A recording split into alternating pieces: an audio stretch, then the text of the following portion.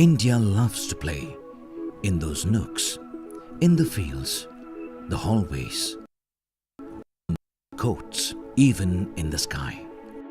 We are a nation of champions. All of them have one dream that shines and soars their spirit.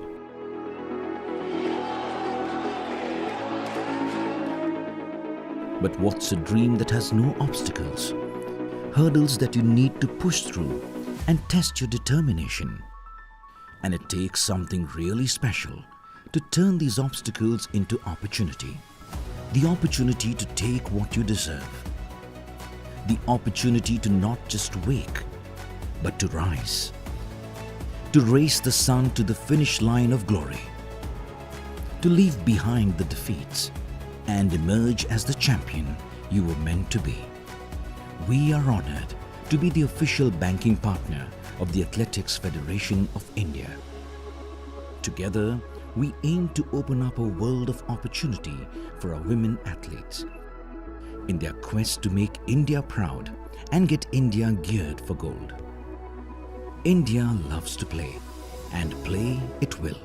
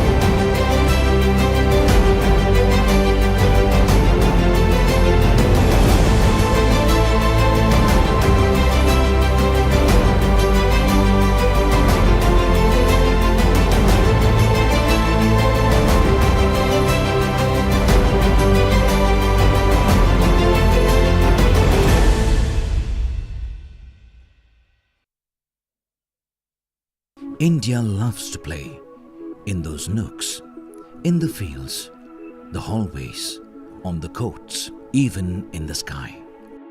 We are a nation of champions.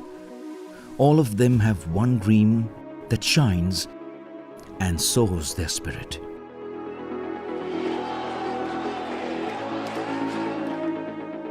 But what's a dream that has no obstacles? Hurdles that you need to push through and test your determination. And it takes something really special to turn these obstacles into opportunity. The opportunity to take what you deserve. The opportunity to not just wake, but to rise. To race the sun to the finish line of glory. To leave behind the defeats and emerge as the champion you were meant to be. We are honored to be the official banking partner of the Athletics Federation of India. Together, we aim to open up a world of opportunity for our women athletes.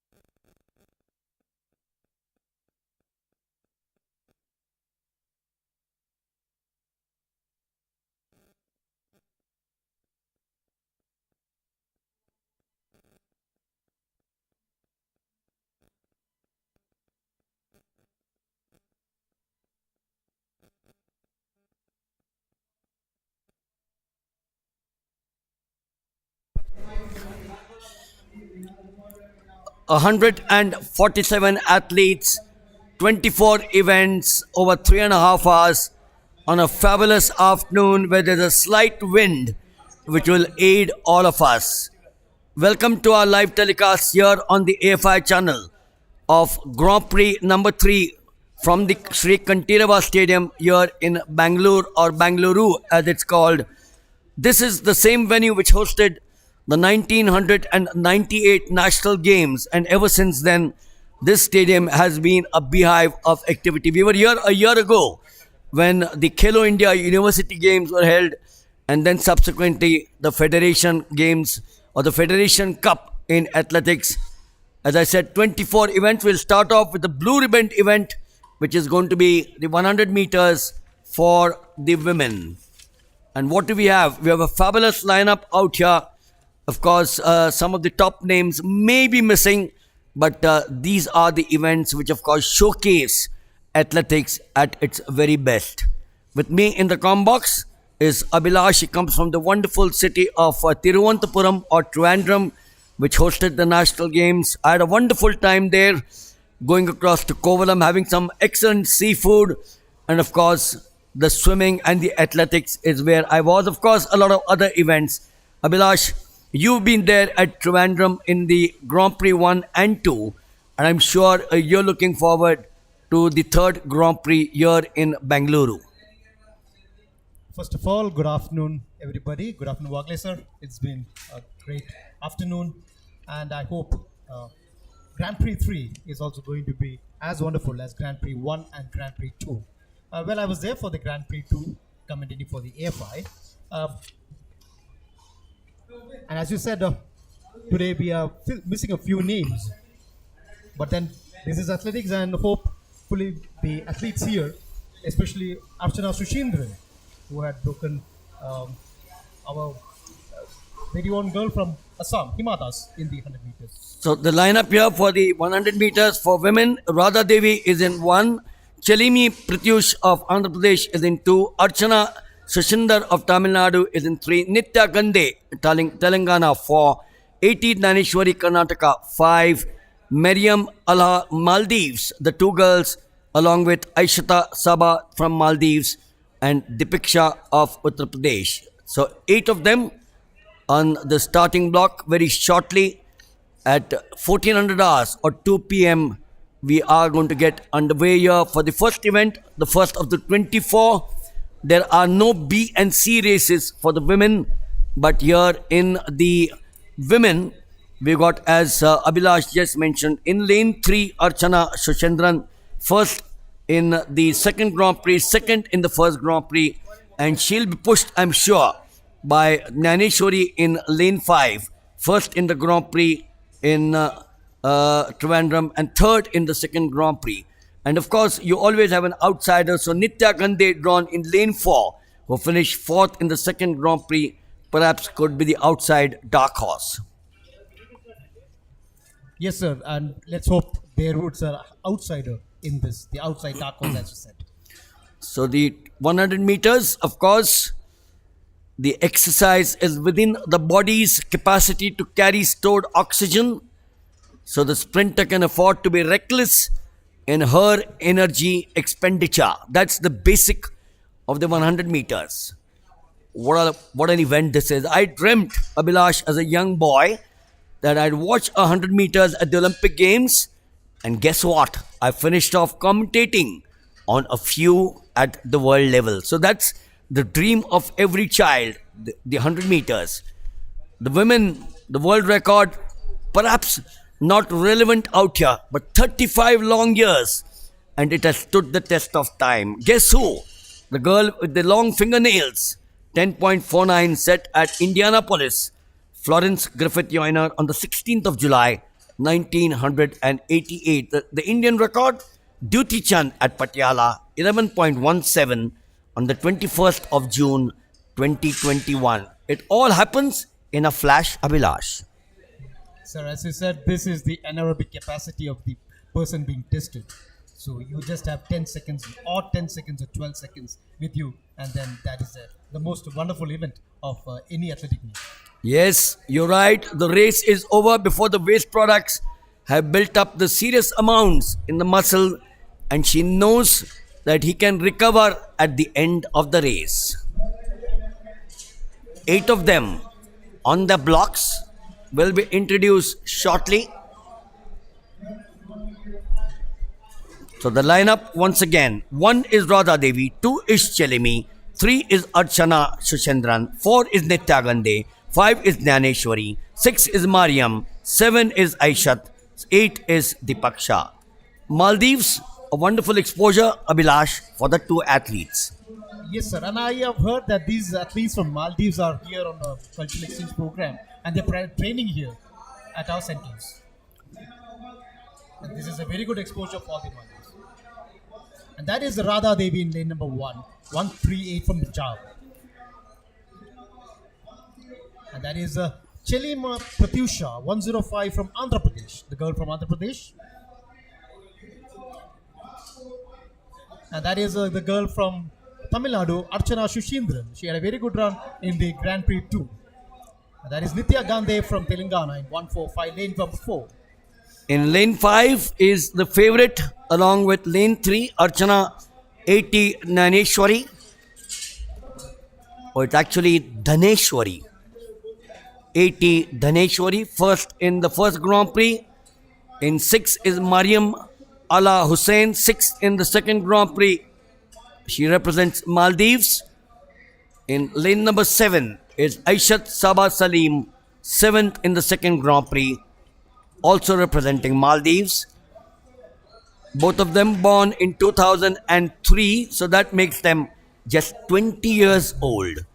And completing the lineup in lane 8 is Dipshika of Uttar Pradesh. So we've got Punjab in 1, Radha Devi, Chelima in 2, Andhra Pradesh, Archana in 3, Tamil Nadu, Nitya in 4, Telangana, Dhaneshwari, Karnataka in 5, the local girl, Mariam, Maldives in 6, Aishat Sabah Salim in 7, and Dipaksha, Maldives, Dipaksha, Uttar Pradesh in 8. On screen, you can see the dignitaries meeting the athletes.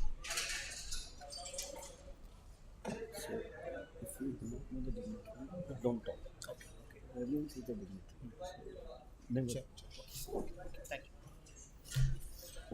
So the formality over now as they get off for the first event of Grand Prix 3 here in Bangalore. The Garden City, as it's called, the Cubbon Park behind us, the sky rises in front, and these athletes on their block. The finals of the women's 100 meters. 8 athletes. Radha Devi 1, Chelima 2, Archana 3, Nitya 4, Dhaneshwari 5, Mariam 6, Aishat 7, and Dipshika in 8. It will all be over in a flash. The start, the essential part of the event. There they are, clean start there. Look at lane number 3, look at lane number 5. As they sprint away, lane number 3, extremely strong, which is Archana Shushindran. Oh, she's gone there by a mile in the 100 meters. What a finish that was. What a start she had. Archana Shushindran, first in the second Grand Prix, second in the first Grand Prix. Bib number 143. Was it 143? There you have the replay, sir. Now let's see what has happened. As you said, it was Archana in lane number 3. She's still leading. That's a fight between lane number 3 and lane number 5. Dhaneshwari and Archana. So that's Archana in lane number 3. And the replay shows it is Archana. Well, no guesses, absolutely. And there you are, Archana Shushindran 11.71, 80 Dhaneshwari 11.79, and Nitya Gandhe 11.96. So, Abhilash, true to form, as what we said, the 1, 2, and 3 are there on your frame. Yes, sir. And Archana has lived up to her name. She has come up first again. But this time, this was another opponent. She didn't have Hima Das to defeat here. It's Archana Shushindran from Tamil Nadu, 11.71. So the first event of the afternoon session here of the third Grand Prix, starting off with the women's 100 meters run. Victory there for Archana Shushindran of Tamil Nadu, 11.71, 80 Dhaneshwari of Karnataka, 11.79. And we now move to the second event, which of course started simultaneously, but we moved to the 100 meters, and that's the discus throw with only 4 starters. They will be introduced soon. There was no discus at the first and the second Grand Prix.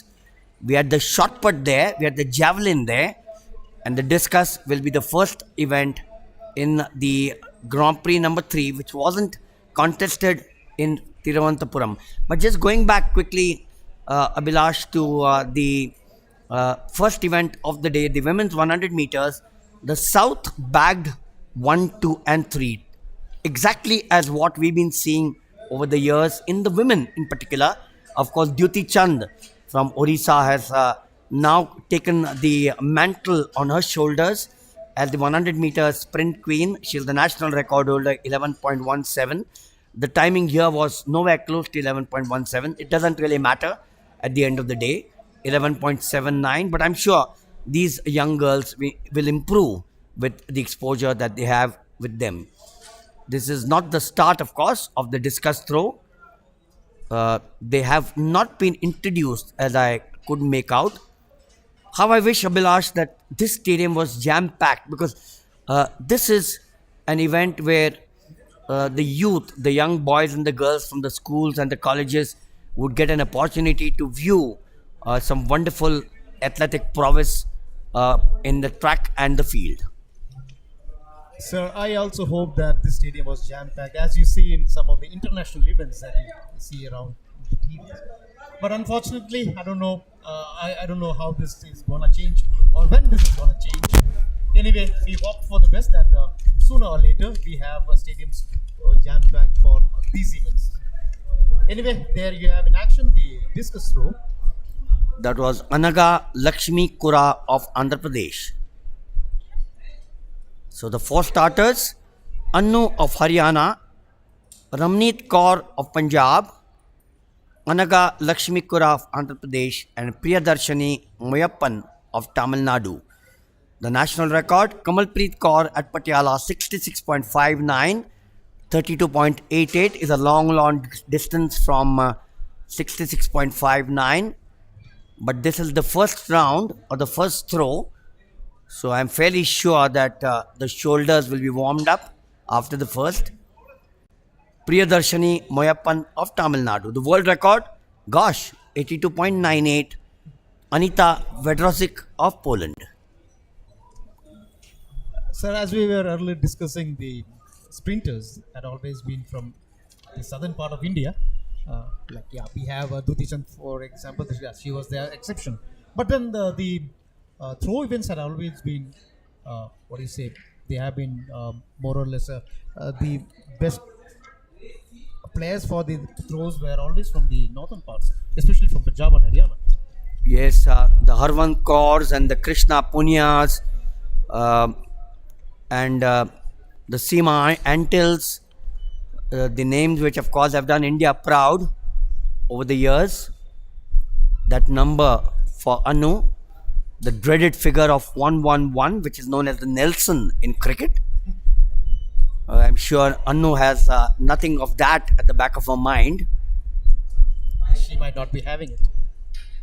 Yes, the angle of release in the discus throw, the aerodynamics, as we call it, the aerodynamics factor necessary to keep the discus flowing efficiently through the air. And the most important factor is the speed of the release. Because if the discus leaves the hand in such a way that it presents a large surface to the air, then the true value of the throw will be lost because of the air resistance, considerably reducing the effect of the release speed. That's the basic of the discus. The good old times when Abhilash, there was no cage. It's called the beast liar. The beast liar, the cage. 42 point or 32.61. So once again, nowhere close to the national record of 66.59. Keep on emphasizing that these Grand Prix are a wonderful platform for the youth to come and show their prowess and a platform to then take off. Yes, sir. Of course, what you said is right, because nowadays these athletes have got a lot of chance.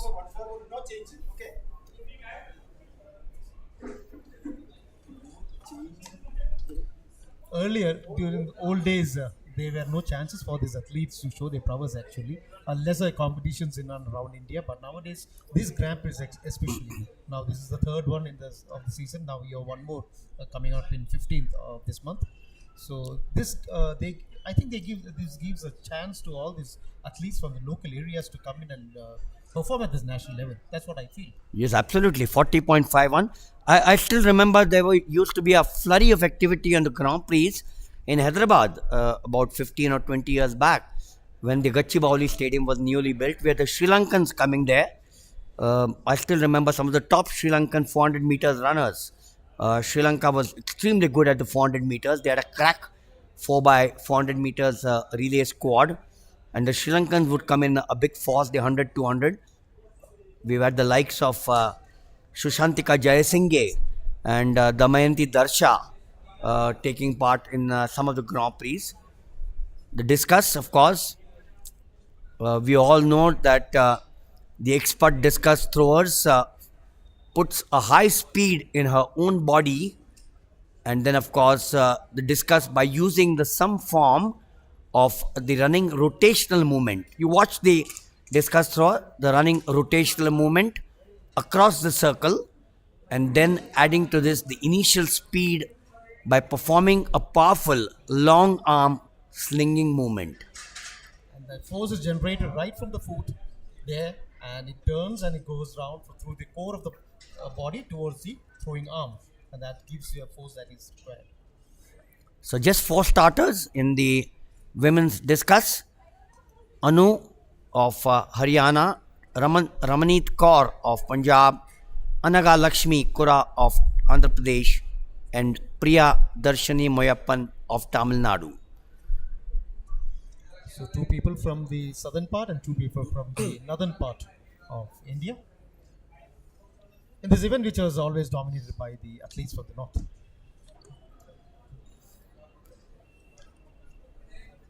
Yes, they watch the final flinging moment or the position, which does not provide quite the same proportion of the throw as the final pushing movement in the shot put.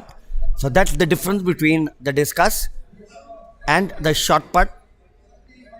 It is nevertheless an extremely significant part of the whole action, and most throwers spend quite a lot of their technique, training time trying to achieve the powerful final position. So nowadays, what we see is like the short putters also use the discus throw method, that is known as the disco putt, rather than using the O'Brien method that was used earlier, because the advantage that you get by the turning movement of the body, that is well understood by the short putters actually. Yes, the great Paddy O'Brien from the United States used to be a great fan of his. Well, that nation has produced some wonderful athletes over the years, right from the 100 meters to the marathon. Not to forget the 400 meters, which has been the domain, the 400 hurdles, one of the greatest 400 meters runner of all time. No guesses for the name. And then, of course, you have had the Jesse Owens, the Jim Thorpes, the decathlon, endless discussion. And then the Jamaicans slipped in with the 100 and the 200, and slipped in how cleverly. The world record, of course, Usain Bolt. We'll talk about that when we come to the 100 meters. But right now we're watching the discus throw for the women in action. The speed of the release that we just mentioned has that got this athlete a fair amount of the distance. The speed of the release in the final flinging action dependent upon the force and the range over which the force is made to act.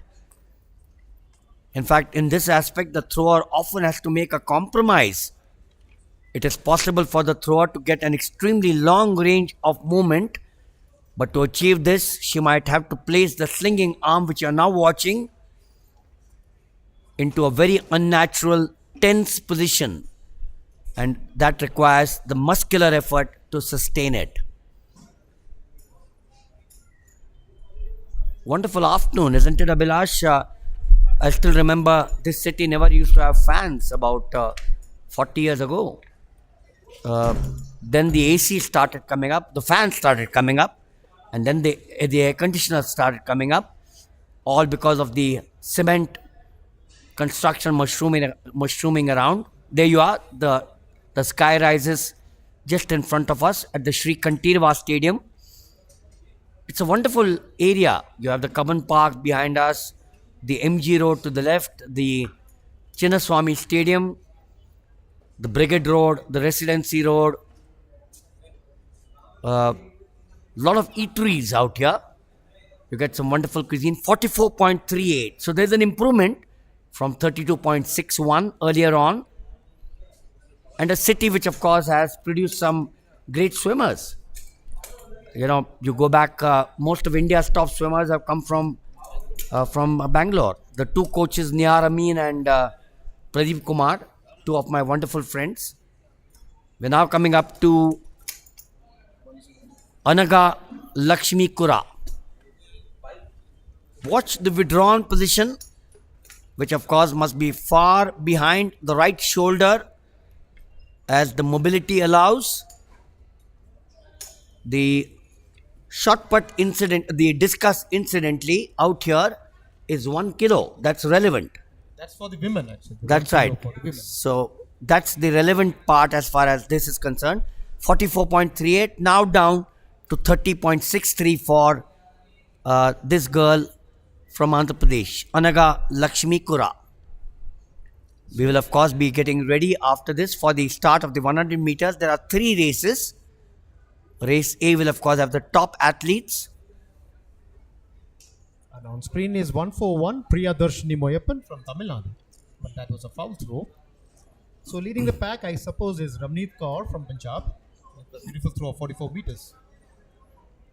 Yes, it is difficult to obtain a good wind up position when just performing the final part of the movement or the standing throw, because in the running position the body can move ahead of the discus, leaving it trailing and the arms fairly relaxed. Tall, lanky, supple, well built, good shoulders.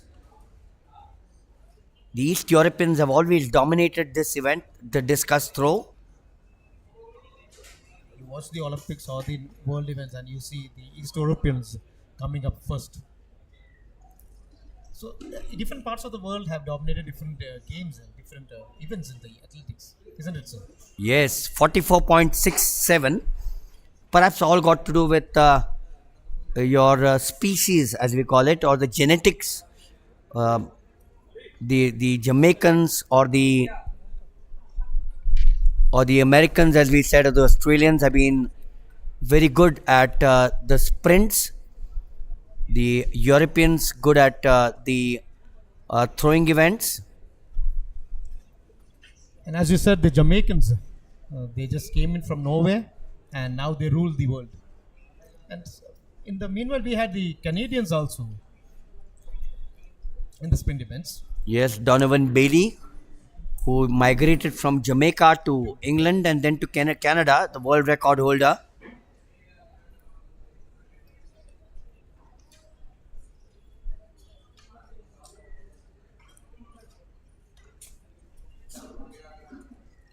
And there is Anaga Lakshmi Kura of Andhra Pradesh. bib number 104.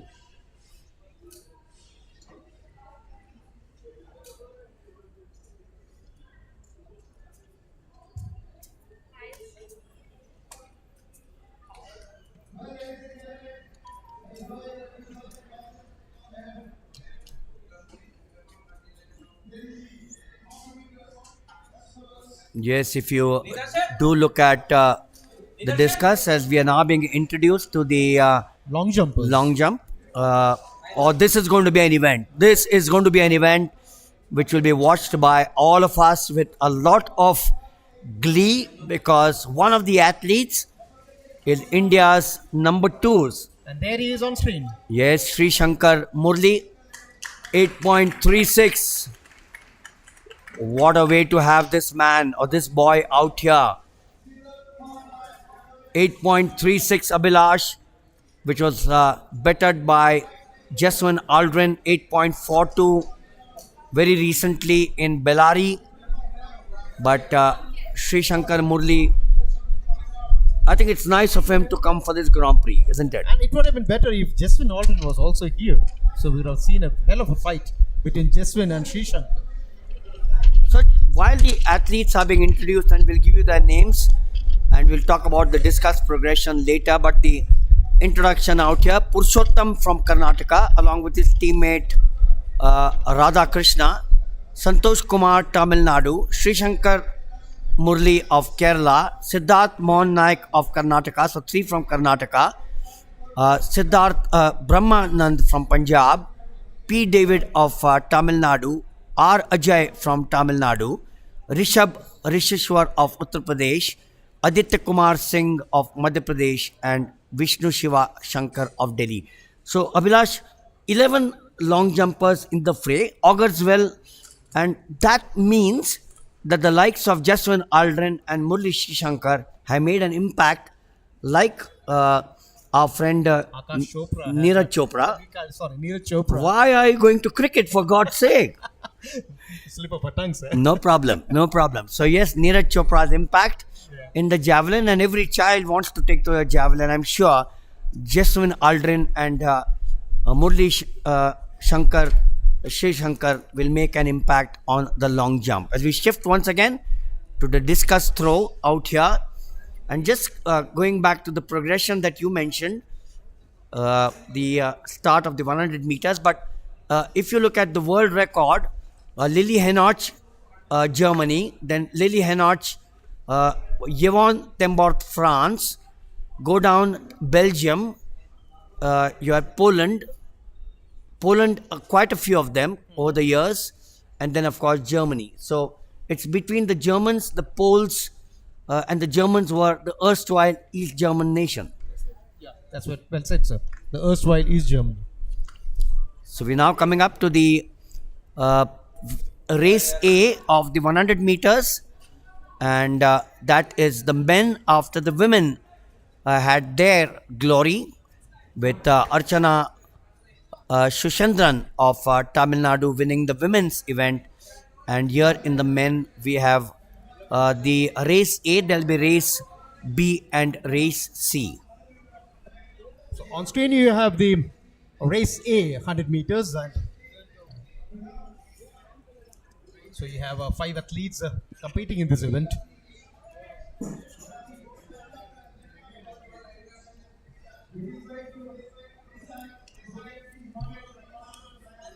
And you have the record holder, the national record holder in lane number 4, Amia Kumar Malik. So let's go for the introduction, and you have Gurvinder Singh, bib number 568 of Punjab in lane number 3. The former national record holder now being introduced.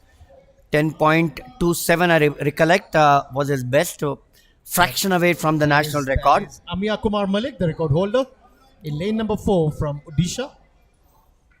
Then you have Amlan Borgohen in lane 5, and lane 6 is Hassan Saeed. Incidentally, he was the winner of the race A and first Grand Prix from Maldives.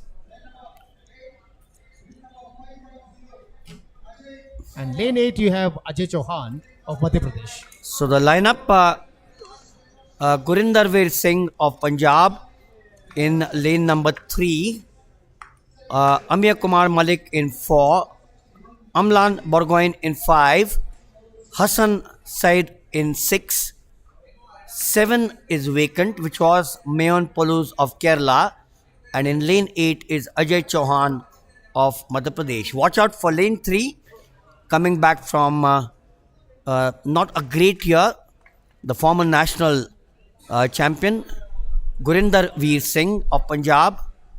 In 4 will be Amir Kumar Malik, second in the second Grand Prix. 5 strong, running for the first time in the 100 in the Grand Prix, Amlan Burgoyne. And the lane 6 is the boy from the Maldives, Hassan Said, first in the 2 Grand Prix. All over in a flash. The national record, Amir Kumar Malik, 10.26. In a flash, there they go. Watch out for lane 4. Is Amir Kumar Malik in lane 4, very strong. Oh, this is close, absolutely close. And it seems it's lane number 5, Amlan Borgohen. Let's see what the replay has to say. Well, I'll keep my fingers crossed. I will not open my mouth till the results come there, Abhilash. That was very close for comfort. Very close. Absolutely close for comfort there. This is what the 100 meters is all about. There is a replay. Good start there. athletes. Very good start for Gurvinder. He's strong. Oh, look at that. He's got a lead there. Now, do you see, sir? Lane number 5. There. Yes. There. Yes. Amlan Burgoyne. Yeah, and he is presently the 200 meters record holder, I suppose.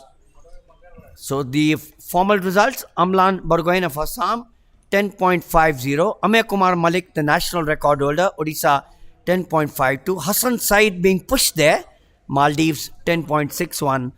And Gurinder Veer Singh of Punjab doing well. First 60 odd meters, he took the lead with just about a fraction behind, 10.62. So that's the way the race A of the 100 meters finished. 10.50 for Amlan Burgoyne of Assam, 10.52 Amir Kumar Malik, Odisha, and 10.61 for Hassan Said of the Maldives. Assam, very gratifying, the Northeast, to see some wonderful athletes coming up. Assam in particular, Hima Das, Amlan Burgoyne, as we now shift to the long jump for the boys. We have Sri Shankar with his first jump. The family is here.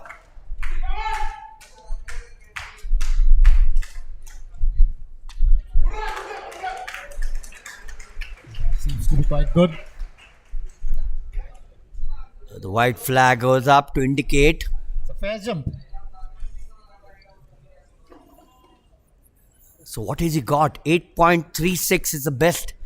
Is he going to be anywhere close to that? Is the million rupee question. 7.83 to start off with. Not bad. 7.83, pushing himself. That could be said to be a warm-up jump for him.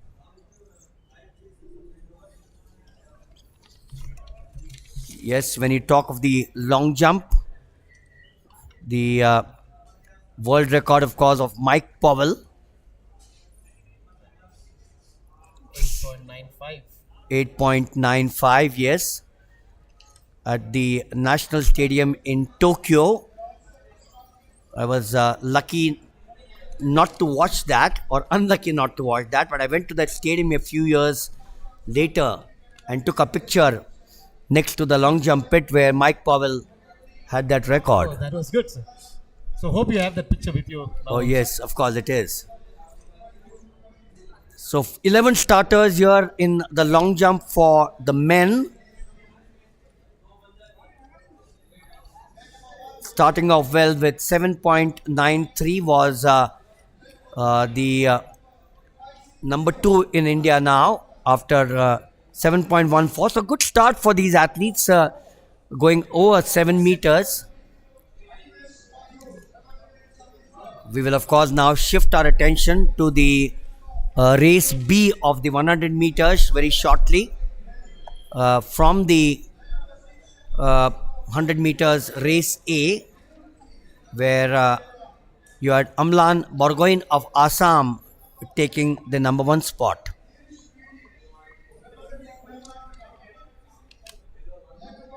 P. David of Tamil Nadu.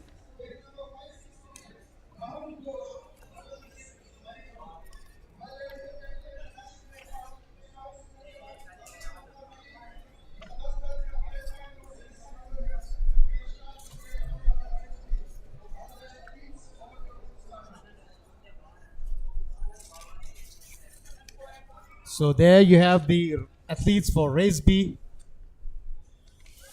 They're stretching out themselves, getting ready before they get onto the starting block. 6 athletes in this race.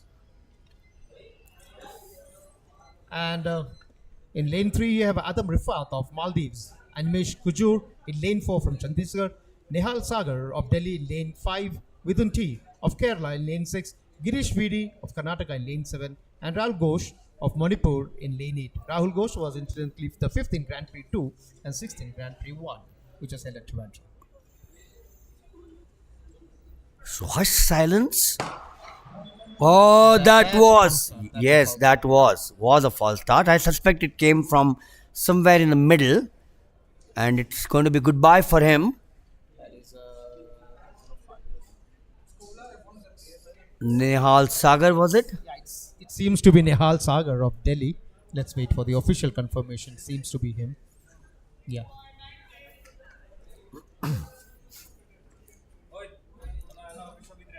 In Grand Prix number 2, Hima Das had met with the same fate actually. She was disqualified with a false start. So there goes the red card. He's travelled all the way from Delhi. And what does he get? A nice little present which no athlete likes to see, a red card. No one likes to see a red card, whether any sport. Why athletics and any sport? And remember, in athletics, you come with a lot of preparation, you there. So lane number 5, Nehal Sagar is out. Sir, why do I feel that sometimes it's very harsh on the athletes, giving them red card on the first foul itself? Remember, the athletic calendar at any event is so tight, and you can't have different rules at different events. So obviously, the international body perhaps said that with minute-to-minute preparations for events in the Olympic Games, the Commonwealth Games, and the Asian Games, and the World Meets, if you have 8 of them having a false start and allow them to continue, you'll spend about 10 minutes in every event. So that perhaps to me is the reason as to why the red card after one false start has come into being. But that's very harsh anyway.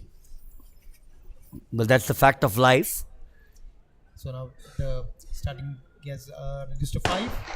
So they're off their blocks now. Very quick in lane number 4 is Animesh Kujur. He's going great guns there from the outside, very quickly. In lane number 6, I suspect, was it? Lane number 6, Midun T of Kerala. So in the lineage of the athletes from the southern state of Kerala, wonderful start there for the 2 of them. In lane number 4 and lane number 6, Animesh Kujur and T. Mithun. The Chhattisgarh boy was leading till the first halfway mark, and then from nowhere, banging his shoulders away, drawn in lane number 6, T. Mithun of Kerala sprinted away to glory. The 100 meters, so there you are, the official results, 10.70 to T. Mithun. Well, that's faster, wasn't it, compared to the race A? I thought 10.71, wasn't it, in That race was 1? 10.71, yeah. Animesh Kujur of Chhattisgarh 10.79 and V.D. Girish of Karnataka 11.50. What perhaps, I don't know, this is my thought, we shift to the long jump now. We'll talk about after this jump from coming up here from 5:07 is Vishnu Shiva Shankar of Delhi.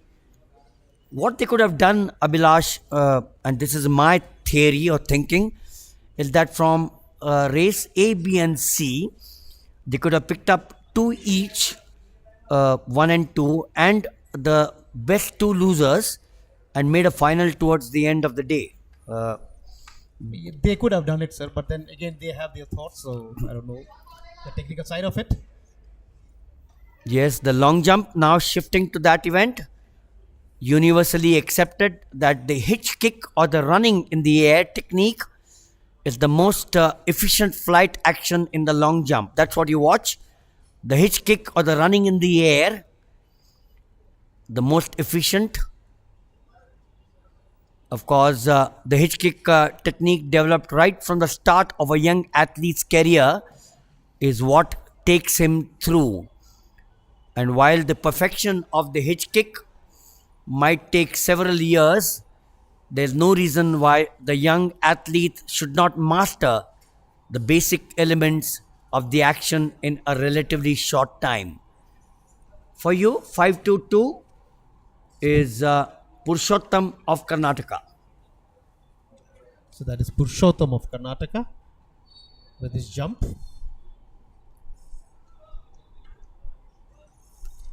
Very good example of the hitch kick, as Wagle sir just said now, the hitch kick or the running in the air action.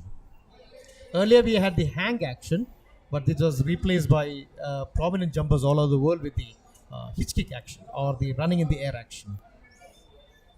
Yes, we all know that the basic task, of course, of the long jump is to reach the greatest possible speed from the athlete, 6.92 for... So on screen now we have the athletes for the race C of 100 meters. 572 is Shiva Singh of Punjab. 554 is Karan Vivek Hegiste of Maharashtra. In 586 in lane 6 is Alexander Pichemuthu. 586 of Tamil Nadu. That is Alexander Pichemuthu of Tamil Nadu in lane 6.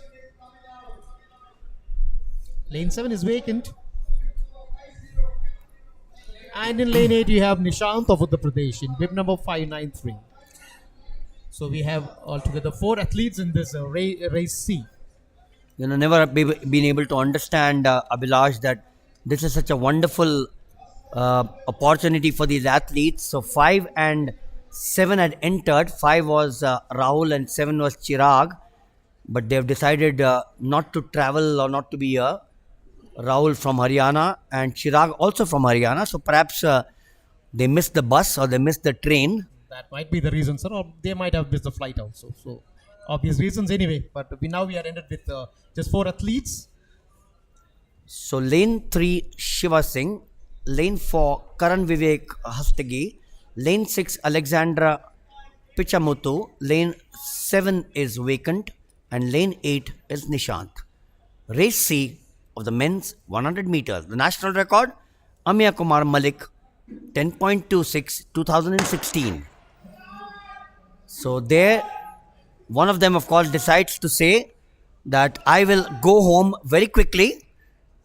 And in 100 meters, Abhilash, that distance tells the story of how quick it was for the winner. That was quite a very good start. But see again, you see it is lane number 5, I suppose. That's lane number 4, Rahul. Rahul from Haryana. Easy. Earlier the athletics, these shorter events were dominated by the southern runners, but nowadays you see runners from Haryana and Punjab doing a very good show, sir. Oh, we got a surprise there. It was there a surprise? Lane number 4, yes. So lane number 4 it was. Karan Vivek Higgs of Maharashtra, 11.09. The president of the AFI will be very happy. Comes from Mumbai and Maharashtra. Adil Sumariwala, the former national record holder, ran the 100 meters for well over 10 years. Nishant from Uttar Pradesh, 11.48, and Shiva Singh of Punjab, 11.73. And I think Karan Vivek has had a very good time, 11.09. So we will shift back to the long jump. That will carry on for quite some time with 11 starters. Yes, the two major factors that we did mention out here, as the favorite is now on your picture frame. 7.93, he's surely taken the first position, but he'll want to improve that to go as close as possible to 8.36. You can see the determination. You know, Abhilash, he's come here not to just take part, you can make out. He's come here to achieve something impossible. And what I feel is he's come here to make a mark of himself. He wants to challenge Jeswin Altrain. You know what I like about this young boy is the fact that he could have stayed away, but he's come here to sort of give an impetus to the other athletes that I may be the best in the country.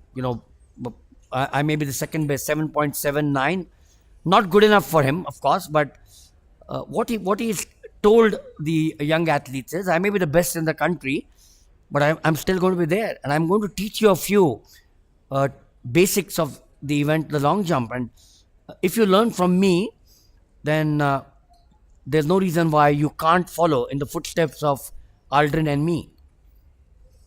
These are the role models for these athletes. We're coming up now to Siddharth Mohan Naik of Punjab.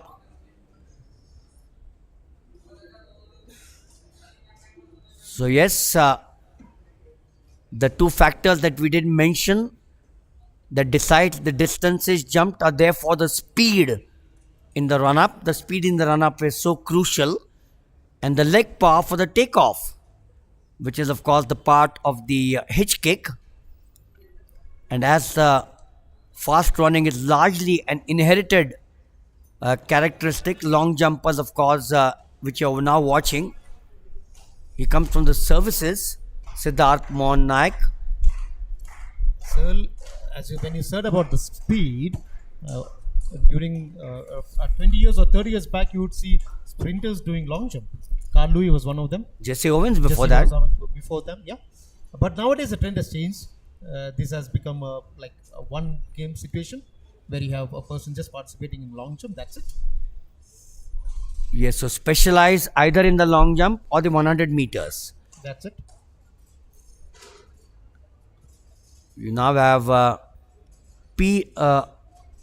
Ajay of Tamil Nadu. R. Ajay of Tamil Nadu, 11 of them here in the long jump.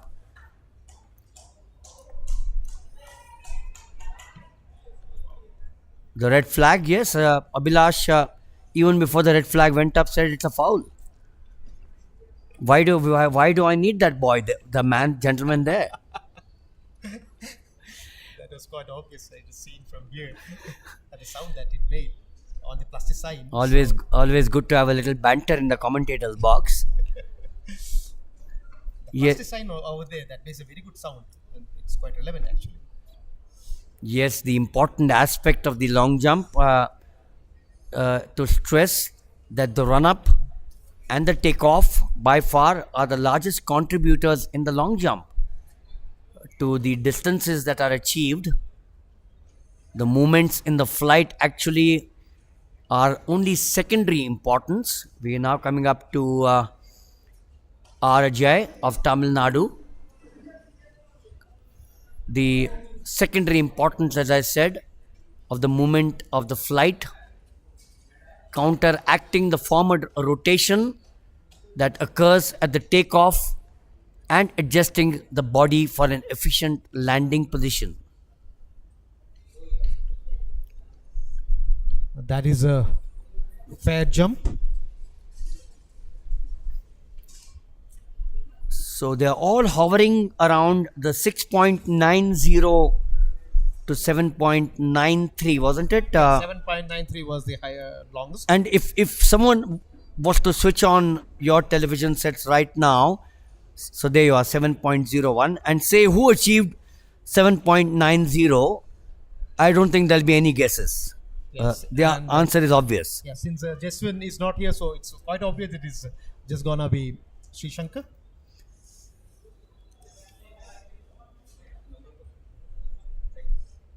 That is Rishishwar of Uttar Pradesh in 595.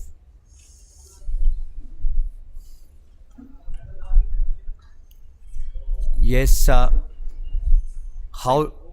how long that does the body remain in the flight? Of course, depends on the speed at the takeoff. What's that now? That's the area that I was talking about. The faster the jumper is at the takeoff, the longer that he will stay in the air. And how far or how high the jumper jumps depends on the takeoff angle. Remember, athletics is just not going there and running. 7.26 so athletics is not just about going there and running or jumping or throwing. It's all scientific. Yes, sir. It's all scientific, and as you said, to be there in the air for a longer time, you need to have a very good speed, and most of the athletes they forget that at the training session they forget that they overrun more, and sometimes what happens is the optimum pace where you have to start at the starting block. The starting block would be the optimum, the maximum speed. But what happens is they run such a long distance that they go down when they reach the starting block.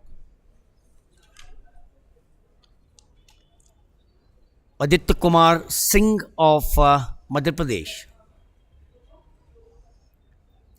Yes, while the long jump is one continuous action from the first stride of the run up to the final landing in the pit.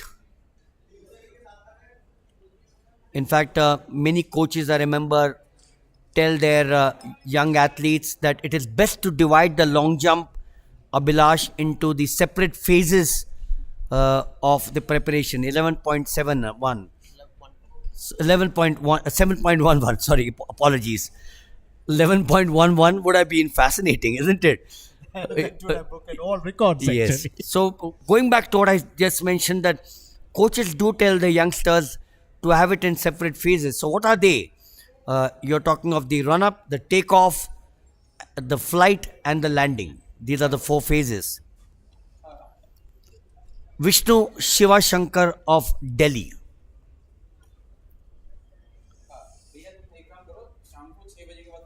The basic aim, of course, of the run-up is to establish the maximum horizontal speed without inhibiting the takeoff. That's the first part that you're now going to watch. The run up there. Now watch, the speed loses at the takeoff. Most must be kept to the minimum of the distance jumped. And of course, the execution of the run-up influences the quality of all the following phases of the jump. 7.09. So all around 7.09 to 7.20. The odd man out or the lone ranger is 544. Was it 544 or 544. 555? Yeah, Murli Shankar. Sri Shankar is in a league of his own, so. But it would have been happier if there was Jaswin Aldrin also, so there might have been a very good competition. So we now shift our attention to the 200 meters. 200 meters here for the women, and we have just 5 of them. Watch out for this girl, 107 Hima Das. What a champion, representing Assam. In lane 4, Jiva Mosa Safu of the Maldives. In lane 5, Jyotika of Karnataka. Lane 6 is Rifa Mohammed of the Maldives. And 7 is Neha of Uttar Pradesh.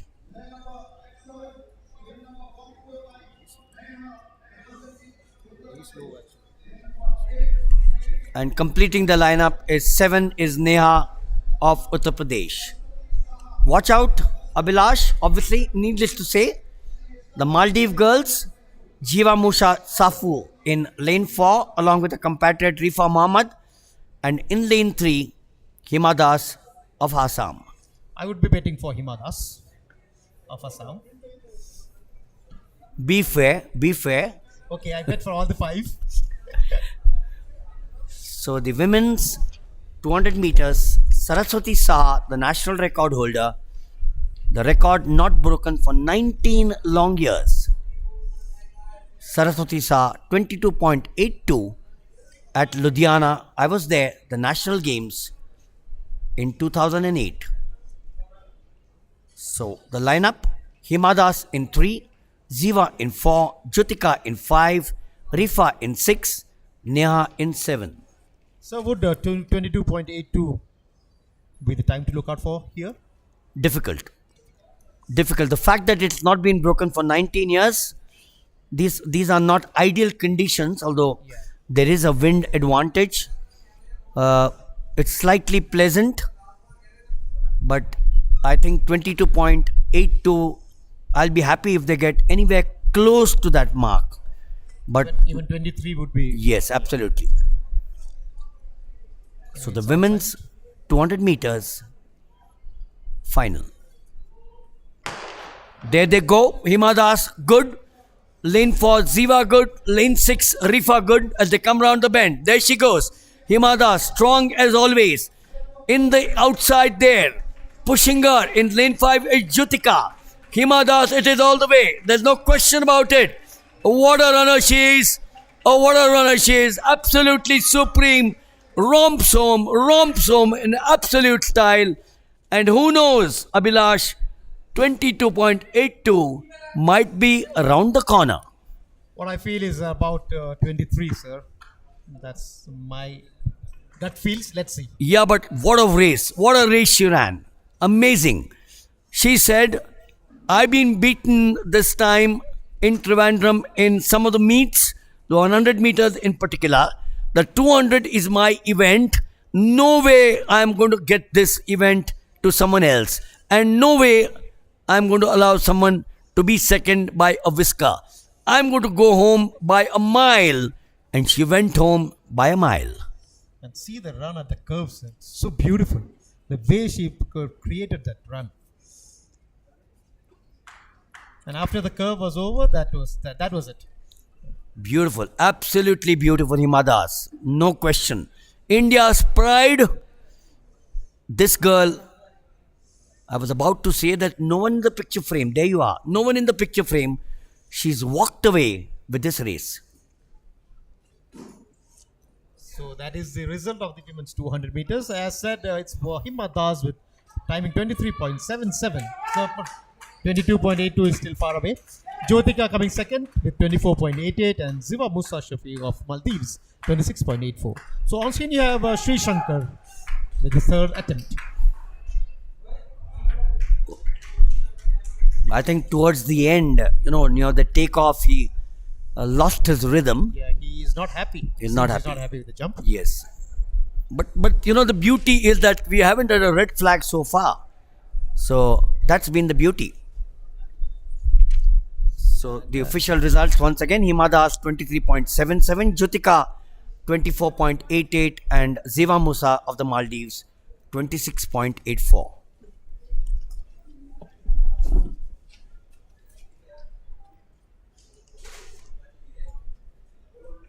So now we have 530 Siddharth Mohan Naik of Karnataka.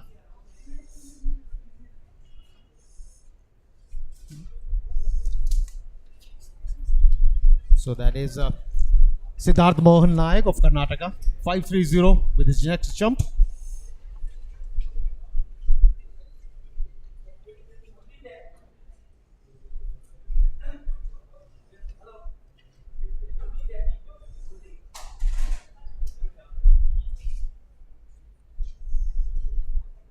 So he just went down. I think he'll concentrate on the sun.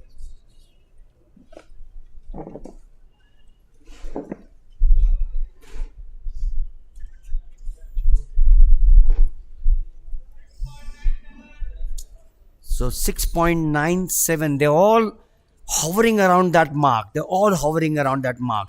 How do they push themselves? Is that question?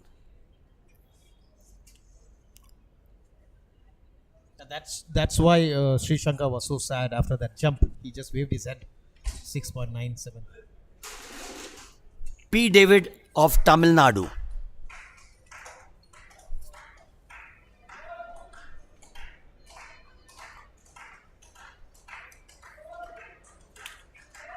Yes, should be good. Should be good. In fact, one of the reasons as to why normally coaches recommend all the factors that we did talk about, the accelerating approach ranging from 6 to 9 double strides, that's 19 to 24. Oh, that's good. That's good. 7.65 is definitely good for P. David of Tamil Nadu. So that is the second best jump in this event actually. After Sri Shankar's 5.9, 7.93. You know, Abhilash, this is what it does. When you have a champion taking part in an event, automatically inspire the others.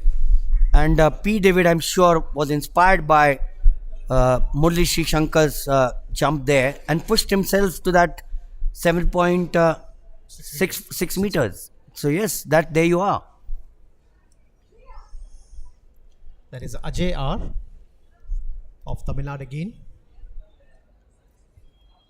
These athletes, the approach relaxed but fast. And that's the noise. That's the noise which we could hear very clearly. We didn't even have to wait for the red flag to go up. The run-up, of course, as they say in the long jump, should always be started with the same foot. We all know that. This, of course, ensures that the first stride are following a set pattern in order to reach the takeoff board accurately. That is Rishabh Rishishwar of Uttar Pradesh in bib number 595 with his next jump. It's also very essential to reach these speeds as soon as possible. With those strides that I did mention, 19 to 24 strides. A fast acceleration, of course, ensures that the stride length remains unchanged. 11 long jumpers out here, which is what I liked about the long jump event at the third Grand Prix. Higher the participation, Abhilash, the better the competition, the better it is for enhanced performance. And the result would all obviously be better actually. Anyway, there you have Rishabh Rishishwar of Uttar Pradesh.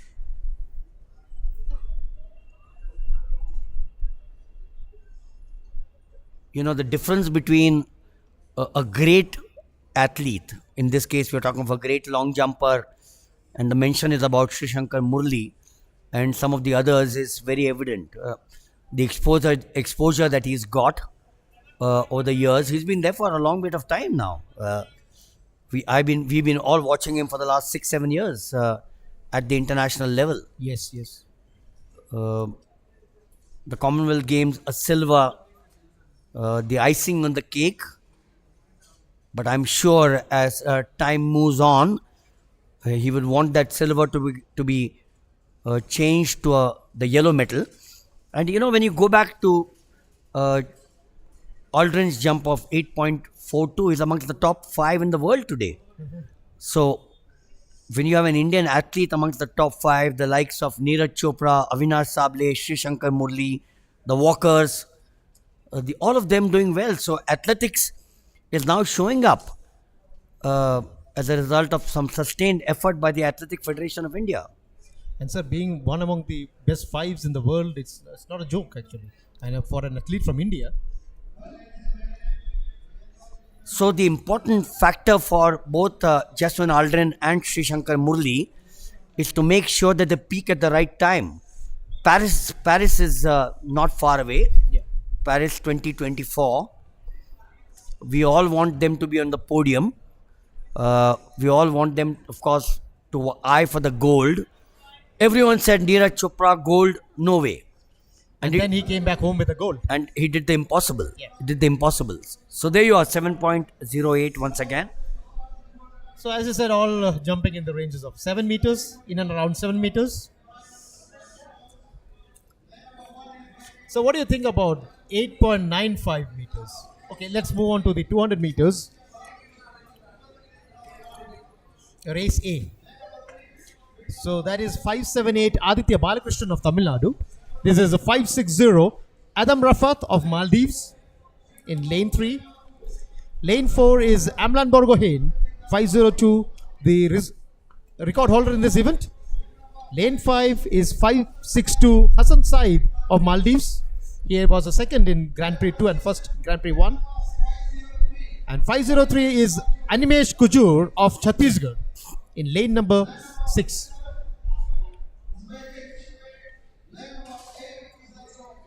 And lane 7 and 8 are vacant. So we have a total of 6 athletes in this event.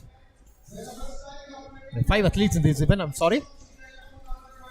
So lane 1 is vacant. Lane 2 is Aditya Balakrishnan of Tamil Nadu. Lane 3 is Adam Rifat of Maldives.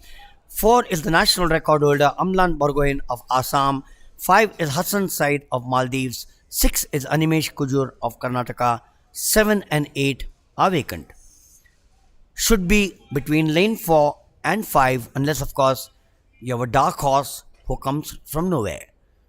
Lane 4, Amlan Borgohain, the national record holder, 20.52. The 100 and the 200 meters world record was established in the same venue in Berlin by Usain Bolt. And we have here, as they go off here, lane number 4, lane number 5. It is, as they come round the bend. Very quick, yes.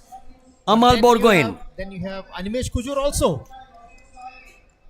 But very clearly out there, there's no question. He is gliding away to glory. That was a brilliant run. That was an absolutely brilliant run. And true to form, absolutely true to form that he was.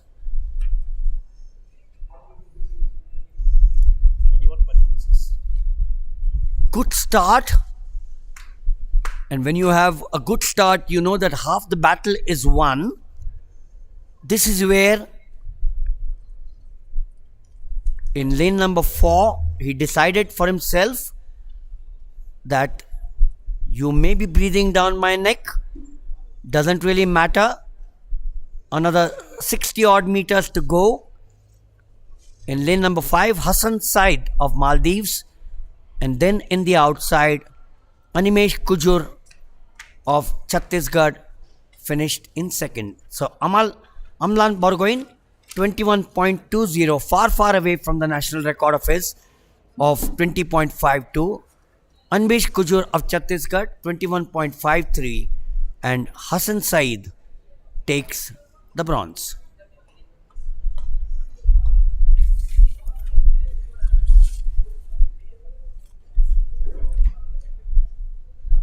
So Abhilash Amlan Borgohain didn't really come anywhere close to 20.52, but this is perhaps the start of the season now. For him, yeah, yes, sir. And he would obviously want to be in good frame.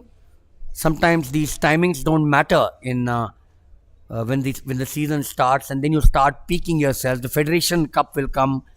The Asian Games are around the corner, of course. Yes. We did mention about the Olympic Games, but the Asian Games are around the corner. So his eyes would be to qualify first for the Asian Games, and then look forward to the Olympics. and then look for the bigger event. But the person to look out for was Animesh Kujur also. He did run a very good race actually, defeating Hassan Said.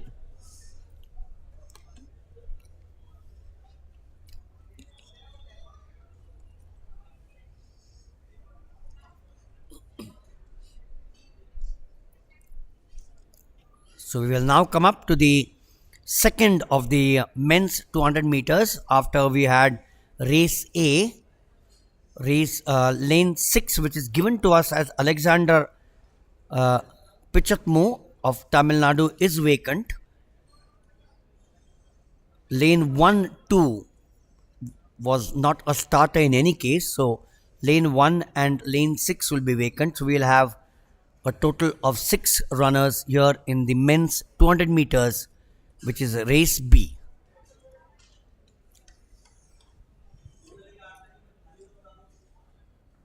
So now we move on to the introduction of the athletes in race B of the 200 meters. On screen you have 529 Krishik M of Karnataka. And that is 574 Abhishek Kumar of Rajasthan. 520 Sandeep Singh of Himachal. 531 Pratap S of Karnataka. Lane 6 you don't have anyone, that was Alexander, but he's absent. Then we have Sumit Yadav, 597 of Uttar Pradesh in lane 7, and Hitesh, 504 of Delhi in lane 8. So those were the 6 athletes participating in race B of the 200 meters. So this afternoon has been a very pleasant afternoon actually. Yes, it's been pleasant for all of us. But remember, the athletes' welfare is the uppermost in our mind. So, lane number 1 vacant. Lane number 2 is Aditya Balakrishnan. Krishik M of Karnataka. Karnataka has fielded a very strong contingent here in the Grand Prix 3. Abhishek Kumar is drawn in lane number 3. Sandeep Singh of Himachal. The high altitude training perhaps helped these runners. You have the 10,000, the 5,000 and the marathon runners all coming from the wonderful state of Himachal Pradesh. Pratap of Karnataka in 5 and Sumit Yadav of Uttar Pradesh in 7, Hitesh of Delhi in 8.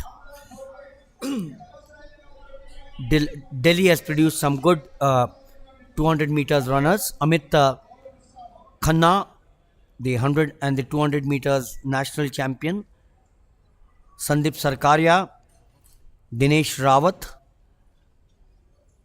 over the years, and now of course the 100 and the 200 all spread out, with Odisha doing well in the 100 meters for both men and women. Assam doing well in the 200 with Amlan Borgoin and Hima Das. So the pendulum has shifted from some of the other states to the northeast states, So it's a pan-Indian event nowadays. which is good for the sport. Good start for all 6 of them. In the outside, Hitesh of Delhi is strong. In the inside, in lane number 4, Sandeep Singh of Rajasthan. As we now come to the inside in lane number 5, Pratap, Sandeep Singh. He's got virtually a full body length out there, few meters, and romps home in absolute style in lane number 4. He is representing the wonderful state of Himachal Pradesh, and that's the reason why I think I said that the advantage of high altitude training helping this athlete. And he had a very good start also, sir. A very good start. Very strong with the on the curves.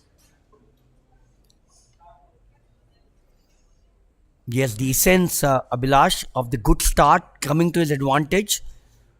In the outside, you had in 7 Sumit Yadav pushing him. But it was at this point, at the 100 meters, where he perhaps said enough is enough. And just moved away from the crowd. Oh yes, that's the word. Just moved away from the crowd. Said, let me go home very quickly. As he was in a hurry to catch the bus. Yes, very true. Virtually 1 odd meter separating 1 and 2, which is very unusual. We saw that in one of the 100 meters races. So Sandeep Singh, 21.90, slower than the timing in the first. Krishik of Karnataka, along with his compatriot Pratap, second and third 22.21 and 23.17 respectively. So I think with that we come to the end of the 200-meter races, and now we have the hurdles coming up. So you can see the volunteers setting up the hurdles actually.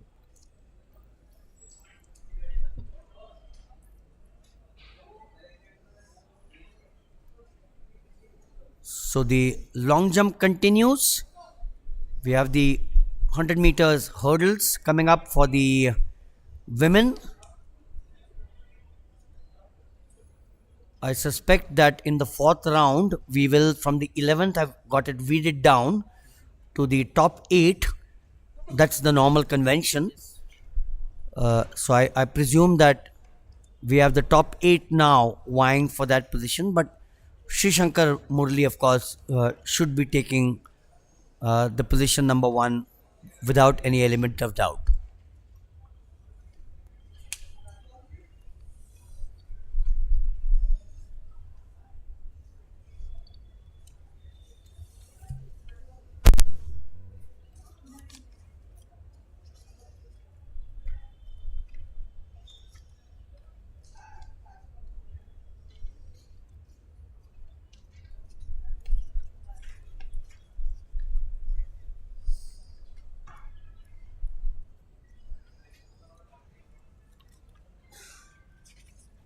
That was Vishnu Shivashankar of Delhi with his jump. Well, Vishnu Shivashankar is not quite so happy with his jump.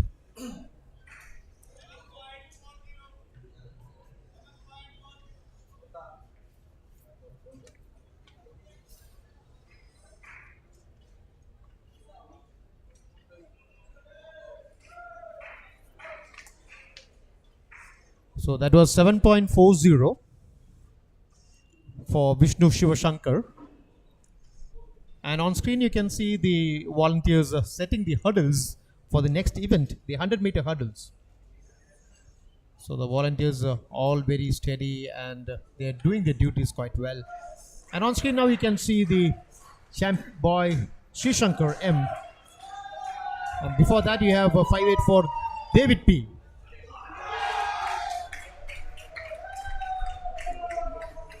That is 584 David P. of Tamil Nadu. So he is quite impressed with Sri Shankar and is performing at his level best. 584 David P.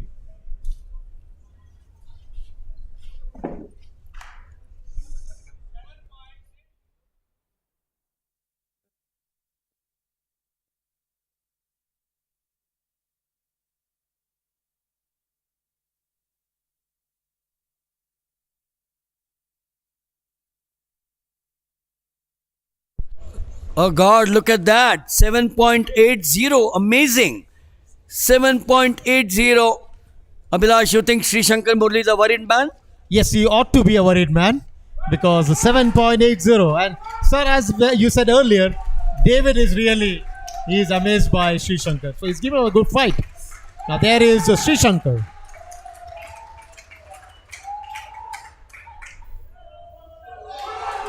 Yes, he seems to have said, if you can do 7.80, I can do much better than that. Yes, the white flag once again. This is brilliant. The long jump competition certainly has been the high point or the high talking point of this entire afternoon.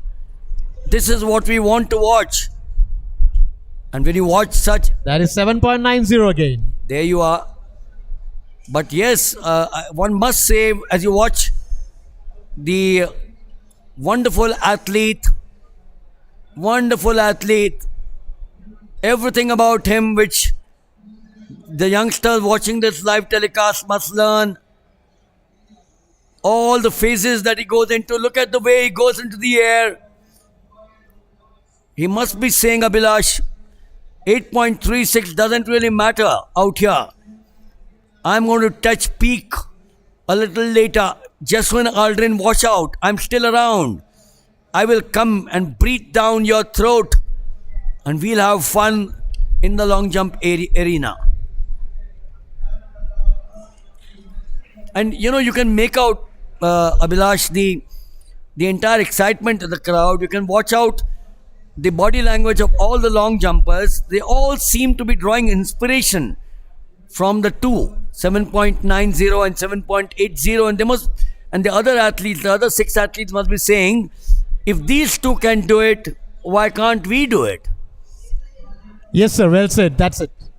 If these two people, David and Sri Shankar, can reach 7.8 and 7.9, then why can't we? And as you said, Sri Shankar is not aiming for this event, but be aiming for the next higher events that is coming up his way. 6.81 after the fifth round. We got one more to go. And that is Ajay R, sorry, of Tamil Nadu, 588.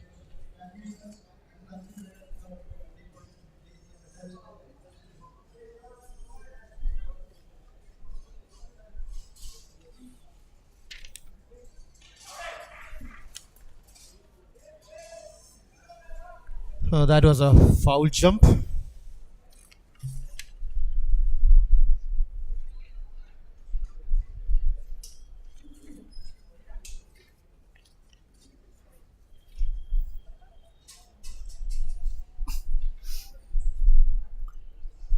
Wonderful complex, the Sri Kantirava Stadium here in Bangalore, bringing to you the third edition of the Indian Grand Prix, and with 24 events over 3.5 hours of some wonderful competition here. The long jump in particular, we also saw some brilliant performances in the 100 meters and the 200 meters, not to forget the women's discus throw, where there were only 4 of the starters. But this event, the long jump, certainly has been the high point, the high talking point of the entire meet here on a wonderful afternoon. The sun seems to have gone into hiding, enjoying. The sun also must be saying, let me enjoy some of the wonderful performances that are on view. And when you have the top Indian athletes in action, Abhilash, we've been talking about Sri Shankar Murli, but remember, you also have Ameya Kumar Malik and Amlan Borgohain, the 100 and the 200 meters national winners, the national record holders. Just goes to show the depth. Hima Das, sir, if you forget. And Hima Das, oh, how can I forget her?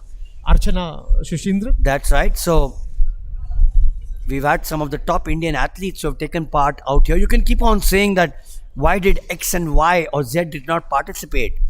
But let's talk of the positives of the Grand Prix, which the FI has organized regularly. I still remember 47 years back when I started my broadcasting career, there were only half a dozen sporting events. And today you have not only the national meets, but you also have the zonal meets. Yes, each of the zone organizes both the junior and the senior events. You have the Knit Jam, where we had 6,000 athletes in the 14 to 16 year bracket. 6,000 athletes on one platform, and not one of them went home disappointed. It's very true that athletics have come a long way, actually. And earlier we had only one PT Usha and Milka Singh to be proud of. But now, as you said, sir, a lot number of people coming up. Okay. And on the international level too. Oh yes, we had a lot of the others as well. The list of athletes that India has produced over the years has been phenomenal. Gurbachan Singh Randhawa in the 110 meters hurdles made it to the final in Tokyo. Anju Bobby George, I was there in Athens when she again qualified for the long jump final. Johnny. Oh yes, so many of them. 7.28 for this in the fifth of them.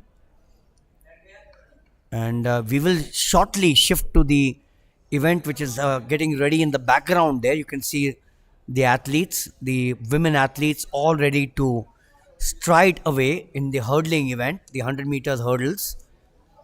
But right now our attention is on the long jump.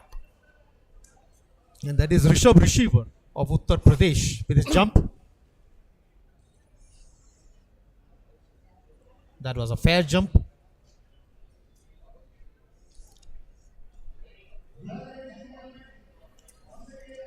talking about the organizers, they have taken a lot of pain in organizing this event in such a good way. What do you say, sir? Oh yes, absolutely. No doubt. Here we shift now to the 100 meters hurdles for women. This is a beautiful picture frame. Beautiful picture frame. Perhaps you don't get this even in the 100 meters where the hurdles sort of dominate. In lane number 3 is Jyoti Yarji of Andhra Pradesh. Jyoti Yarji, incidentally, in the event at Tiruvananthapuram did not feature in the first 3. In lane 4 is Anjali C. In lane number 5 is the local girl Unnati Ayappa Bulanda, the daughter of Pramila. In lane number 6 is Sapna Kumari of Jharkhand. In 7 is Aksara Nandini of Telangana. And in lane number 8, the girl who got the first at Tiruvananthapuram is Pranjali Patil. The national record holder is drawn in lane number 3.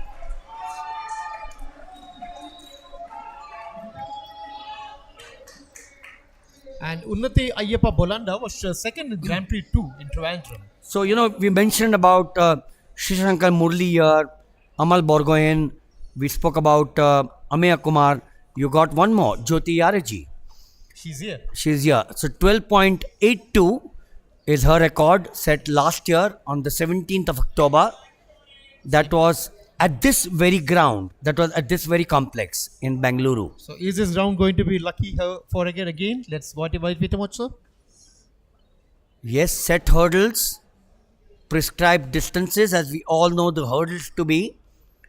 The 3-stride rhythm between the hurdles introduced right from the beginning, adjusting the distances between the hurdles according to the performance level. So the lineup once again, 1 and 2 vacant, 3 is Jyoti Yarji, 4 is Anjali C, 5 is Unnati Ayappa Bolanda, 6 is Sapna Kumari, 7 is Aksara, 8 is Pranjali Dilipare. As we quickly for a few seconds move to the long jump. Oh, he's got the red goes up. The red goes up, sadly. The red again is the mischievous person here, the red. There they go. No hiccups there. Hiccups there. Give me red is what the saying is. Yesterday, Liverpool drew with Arsenal in the EPL 2-2. With a goal coming in the 87th minute. The red team, my favorite. Sadly not doing well this year. They are lying in the 8th position in the EPL. But to draw against the top team, Arsenal, was a good game at Anfield. So you have been always had a liking for the red. Oh, long time. Not Manchester United, my dear friend. Not Manchester United, it's Liverpool. Okay. Anfield, my favorite ground. So let's get back to the 100 meters hurdles after the false start. And did someone go out? No, that was a technical. So yes, no one goes out. Everyone stays. 1 and 2 vacant. Jyoti, the national record holder. Yarji of Andhra Pradesh in 3. Anjali in 4. Unnati, the local favorite, in 5. I'm sure the mother and the father both are here. Sapna in 6. Aksara in 7. Pranjali, there they go. Very strong in lane number 3, Jyoti Yarji. There she is, the national champion. In the inside. In lane number 7. In lane number 5, Sapna. But look at Jyoti going strong. Oh, she is the national champion. She takes it away. She takes it away. The question is, who is second and third? But the national champion, the national record holder, Jyoti Yarji of Andhra Pradesh, hurtling away to absolute glory. Great start there for lane number 5, Unnati Ayappa Bolanda. But it was here. Lane number 5 strong. Oh, it's here, neck to neck. Unnati, the young girl. It was here that Jyoti Yaraji went away. Unnati Ayappa Bolanda in lane number 5. Has she been pipped? No. I think Unnati comes into second very clearly. But there, yes, Sapna and Unnati's gone back. Oh, that's a surprise. Nevertheless, Jyoti Yaraji 13.44 away from a mark of 12.82. Sapna Kumari of Jharkhand My apologies to her and Aksara Nandini of Telangana for missing them out when we thought that it was Unnati Ayappa in the second position. So Sapna takes the second with 13.85 and Akasara Nandini of Telangana 13.85. So we had two black horses now here. We had two black horses, sir, Sapna Kumari and Agasara Nandini. Oh yes, that was brilliant. The national record holder, absolutely brilliant. Where did Unnati go wrong? Is the question which I'm sure her parents will study. But she's a young girl, and like some of the others, Abhilash, she'll learn as well. That was a photo finish for the second, third, and fourth positions actually.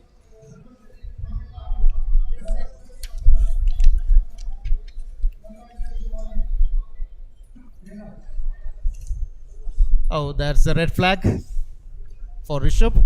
They seem to have had a long day, the long jumpers. We started, I think, around 2:30, didn't we? Started 2:20, around 2:20. So we've been going on for exactly 1 hour. 1 hour and 5 minutes to be precise. 11 drawn to start off with.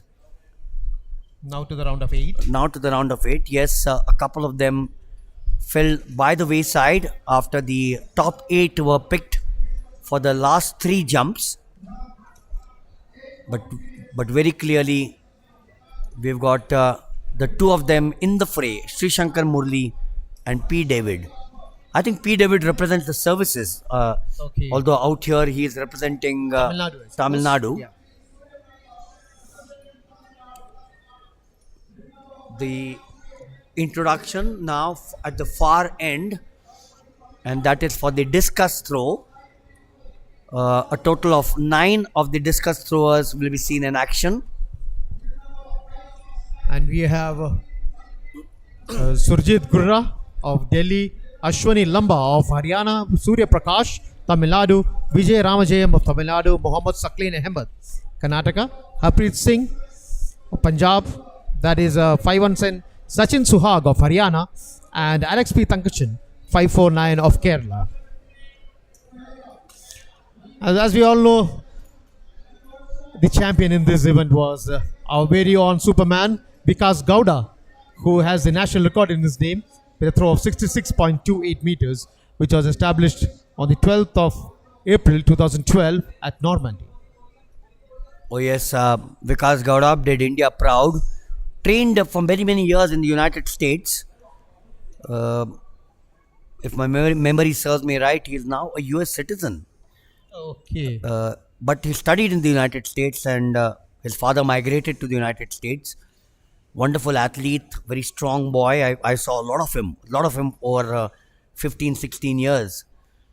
But yes, he still holds the national record of 66.28 set in 2012. So 11 years this record has not been broken, which obviously means that the discus throwers need to do something much more.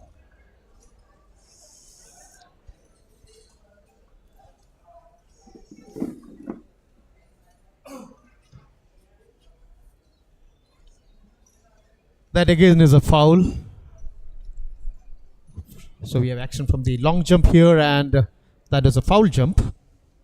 And the jumper he just wants to rectify, and you just want to check where he had gone wrong. And the official was quite prompt in showing where he had gone wrong.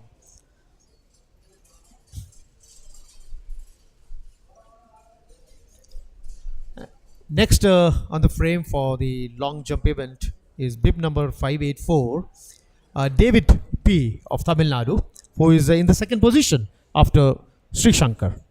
So there you have David of Tamil Nadu with his jump, and he has all,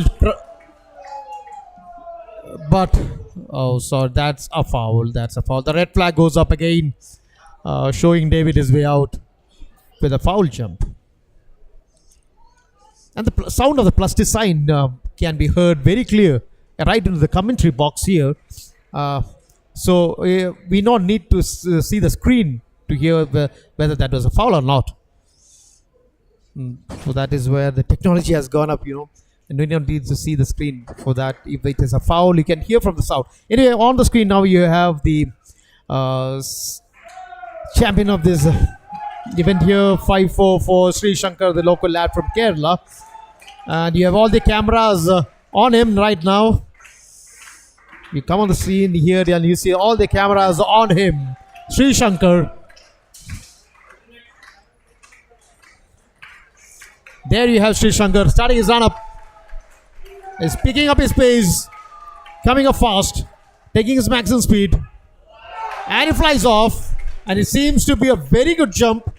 It seems to be a very good jump. Let's wait for the result.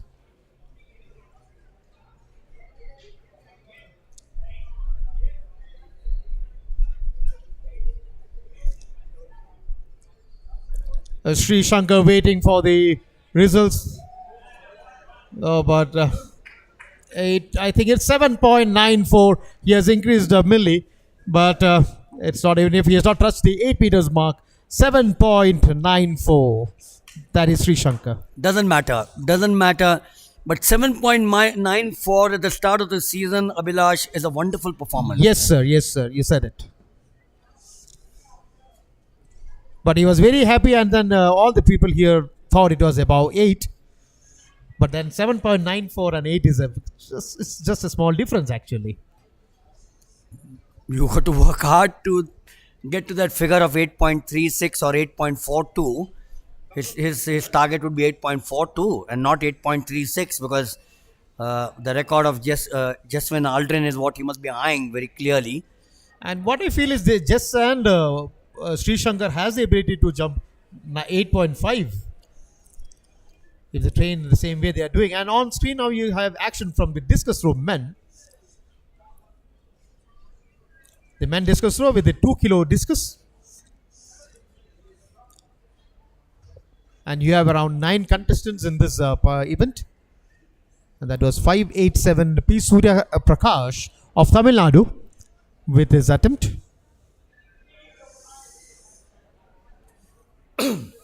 Has he finished his jump? I think it's 6, sir. 6, no? Yeah. Okay, 6. I'll go down for an interview. You do the hurdles, no? Or should I do the hurdles and go? I'll ask them to wait. What is the getting ready?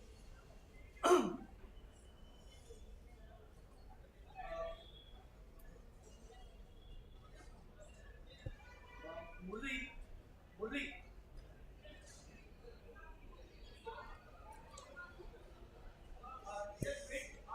So that is a 590 Vijay Ramajayam of Tamil Nadu with a throw of 47.70 meters. That is 46.24 meters for 590 Vijay Ramajayam of Tamil Nadu. 46.24 meters. Next we have 532 Mohammad Shakleen Ahmed of Karnataka. Mohammad Shakleen Ahmed on the screen.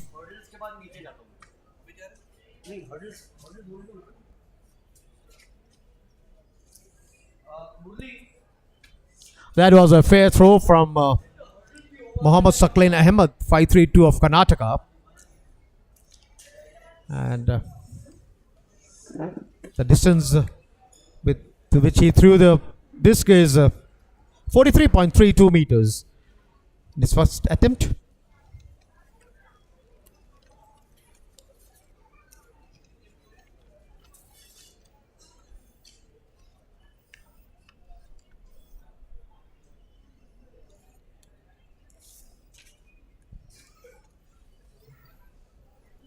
Next we have Harpreet Singh, 569 of Punjab with his attempt. 569 Harpreet Singh.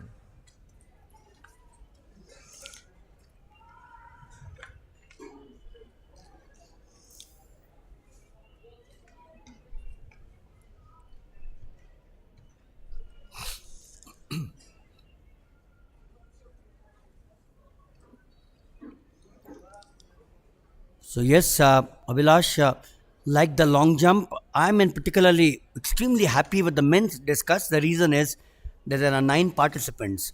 More the participants, better the competition, higher the pressure, you perform well. it augurs well for the sport. The moment you have just 1, 2, and 3 participants, complacency sets in. Yes, sir. You said it. You tend to take it a bit easy. So that's the reason why I love the reason as to why there are 9 participants in the in the discus throw. There were 11 in the long jump. If there are 1, 2, or 3 participants, you felt you know that you are anyway you are going to be on the podium. So that was a good throw from 569 Harpreet Singh. Let's see. That was 570 Jagjit Singh. That is a very good throw. Let's see what the result says. So yes, the discus on 44.17 meters for Jagjit Singh of Punjab.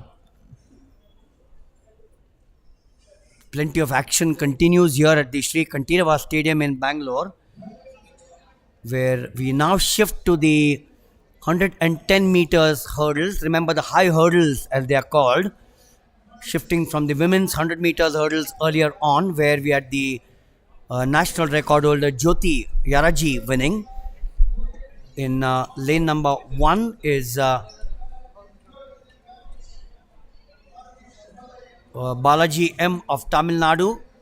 In lane number 2 is Manav R of Tamil Nadu, the two Tamil Nadu boys, 1 and 2.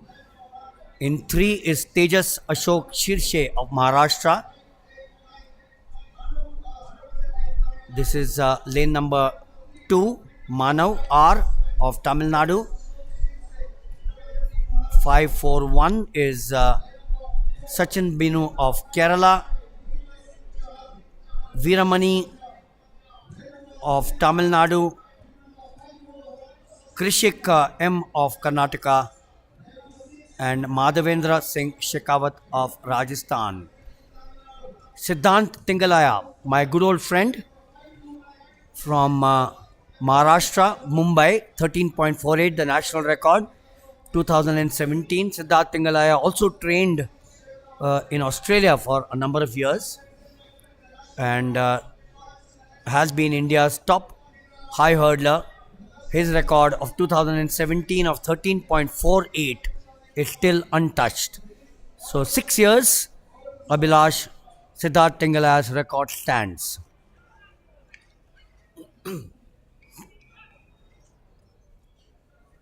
Very good frame. 7 athletes in one single frame. And I think only the first athlete in lane number 1, Balaji, is missing. Others are there. Yes, I did mention that the 3-stride rhythm between the hurdles, introduced right from the beginning, adjusting the distances between the hurdles according to the performance level until the competition distances are marshaled. The competition distances between the hurdles introduced from the start, but the number of strides between the hurdles is not fixed. The men's 110 meters hurdles, Balaji in 1, Manav in 2, Tejas in 3. They set off now. There in lane number 4, Gurinder Singh Chahal. He is strong in the inside in lane number 2. Manav R. What a lead this is. He's built for himself. In the outside, this is close. But in the inside there in lane number 2, R. Manav of Tamil Nadu. Was it? Oh, he's come a cropper there.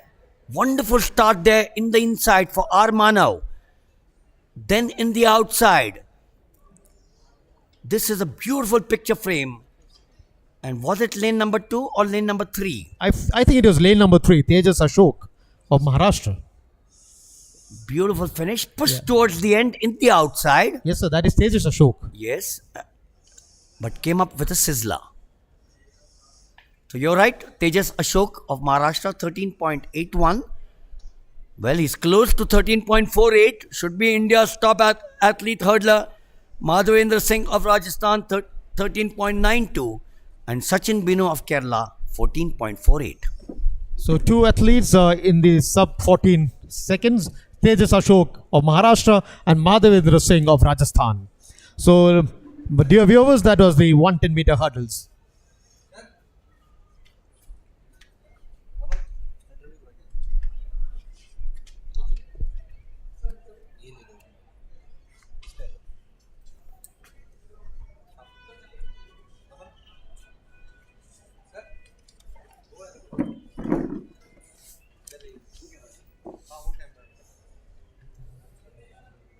पानी है वो?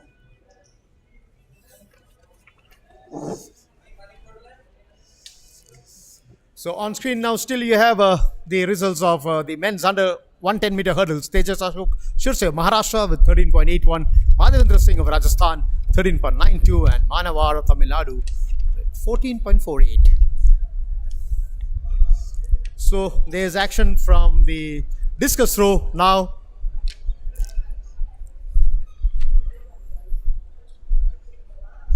That is a 5-3-2. Mohammad Saklain Ahmed of Karnataka. Mohammad Saklain Ahmed of Karnataka, 5-3-2 with his attempt. That is 5-9-0. Vijay Ramajayam of Tamil Nadu with his attempt. 5-9-0 Vijay Ramajayam.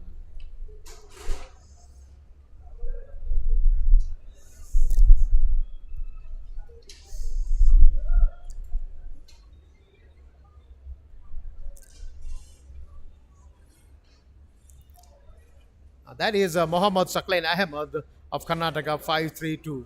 And that was a beautiful twist that he had given to his body to hurl the hurdle, the disc, but then that was a red flag.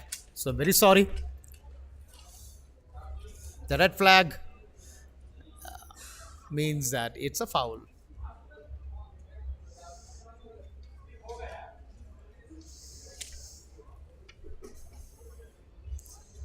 Now you have Harpreet Singh, 569 of Punjab, with his attempt. And it seems to be very good. He is very elated.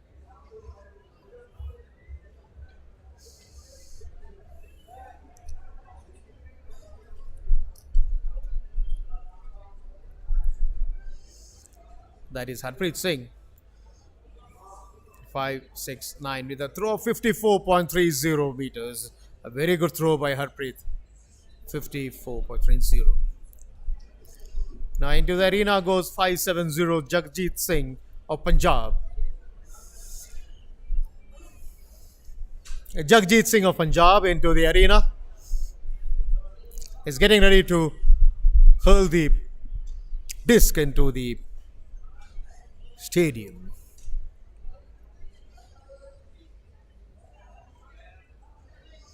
There you have Jagjit Singh of Punjab.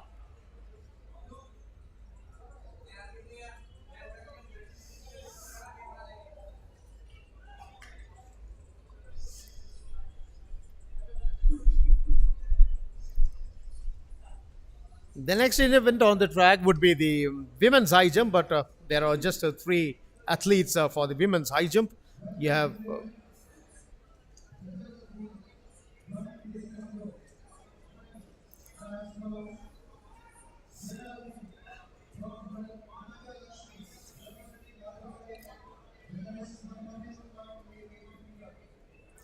so in the women's high jump, as I said earlier, there are only three competitors, and one is Pavana Nagraj of Karnataka, Supriya SB of Karnataka, and Rubina Yadav of Haryana. So that is about to commence in a few minutes from now. It was a very pleasant afternoon. The athletes had a very good time, and they're having a very pleasant time here. And you have much at stakes when you're participating in the Indian Grand Prix. Number 3, which is being held at Sri Kantirava Stadium, Bangalore.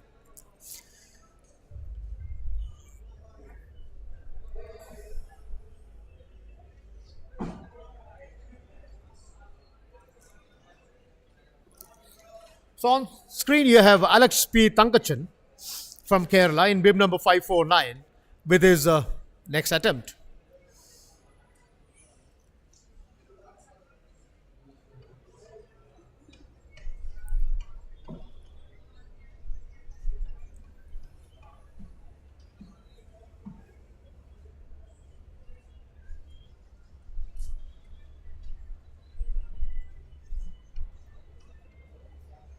But he does not seem to be happy with his attempt, Alex P. Tankachan, even though it's a white flag.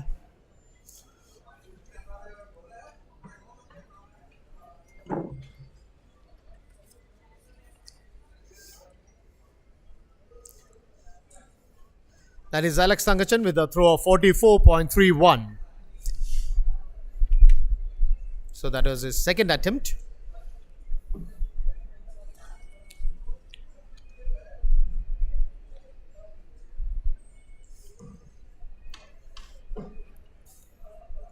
Now, the next event on the track would be the 400 meters men, which would be commencing at exactly at 1600 hours.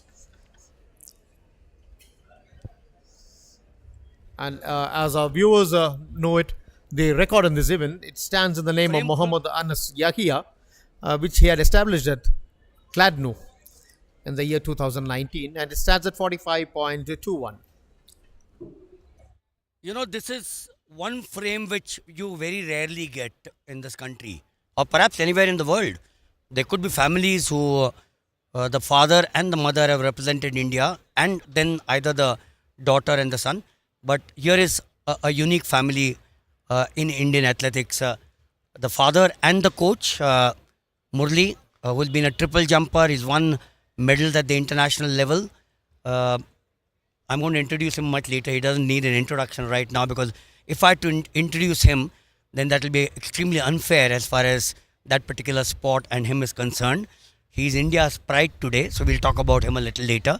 And then, of course, the lady with a wonderful smile there is Biji Mall, whom we out here have had the privilege of watching in the 800 meters in the yesteryear. So as I said, this is a unique family. 800 meters, the 2 laps, a long jump, and then of course here a triple jump. I'm first going to talk to the father. You know, a lot of pain that you all have taken to reach this stage. Did it come easy? You all were athletes, but did it come easy to take a son? Okay, now I'm going to tell you who this gentleman is. For some of you who are watching this telecast for the first time, India's pride, 8.36, the long jump, a sport which all of us love, is Sri Shankar Murli, a silver at the Commonwealth Games, and I'm sure the yellow medal will soon come to him with the good wishes of all of you. So my question was, how difficult or easy was it to get him to this pedestal where he is today? Actually, it was a very difficult task for me to bring him to this level, because since I have to look after his studies, everything and all, and he just finished his mathematics graduation with rank and Calcutta University, and still it is very difficult to do good athletic training with him because of a lot of problems here and there. Well, problems are always there, but as I said, the fact that today he is standing here, and we'll talk of 5.94, was it today? 7.9. 7 point, oh God, I wish he had done for 9.74. Mike Powell would have been a very happy man by now. But yes, and numbers really sometimes mean a lot. So before I move to Biji Mall and then come back to him out here, the long jump, the triple jump and the 800, how did he choose the long jump, or how did you all say, Bete, take up to the long jump?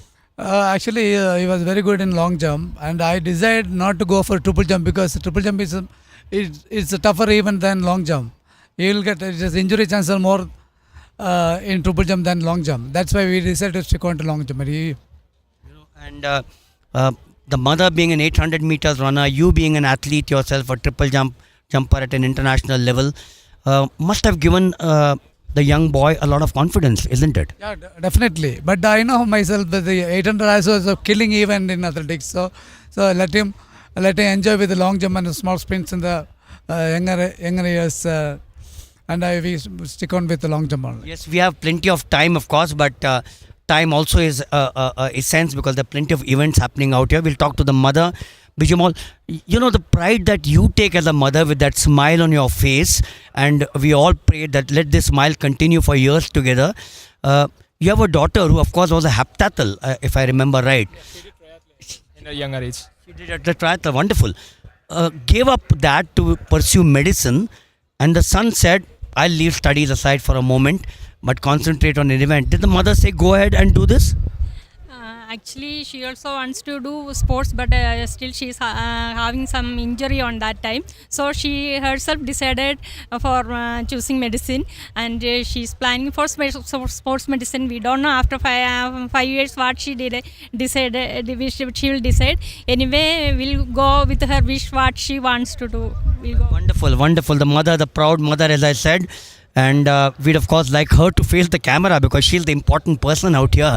You know, when you ran the 800 meters, then got married, did you ever dream that you'll have a son who will be here at an international level and perhaps amongst the top 10 in the jumps in the world today? I'm currently ranked 6th in the world as per the IAA World Athletics ranking. Hope to improve upon that this year. So that question to you, 6th in the world, how many people in this country realize that he's the 6th in the world, and as a mother you go back home and tell your friends, my son is the 6th in the world? No, I'm not telling he's the sixth in the world, but I'm telling he always wants to get a medal for India in Olympics. His dream is for that, and he's every day his father and he's behind that. So we are all praying here, we all supporting here together. Wonderful support from the father and the mother. Coming to the wonder boy, Sri Shankar, you've been around now for 6-7 years. I've been following, doing commentary on your events. Why long jump in particular, although your father answered the question to some extent? Long jump is basically an easy event for me because jumping was quite natural for me from the younger age. I like jumping, and that's why I continue doing long jump. And less injury prone, and I was guided by my father, who himself was a triple jumper, and he decided not to put myself in the triple jump. Even I don't want to do triple jump. And it came to me quite naturally.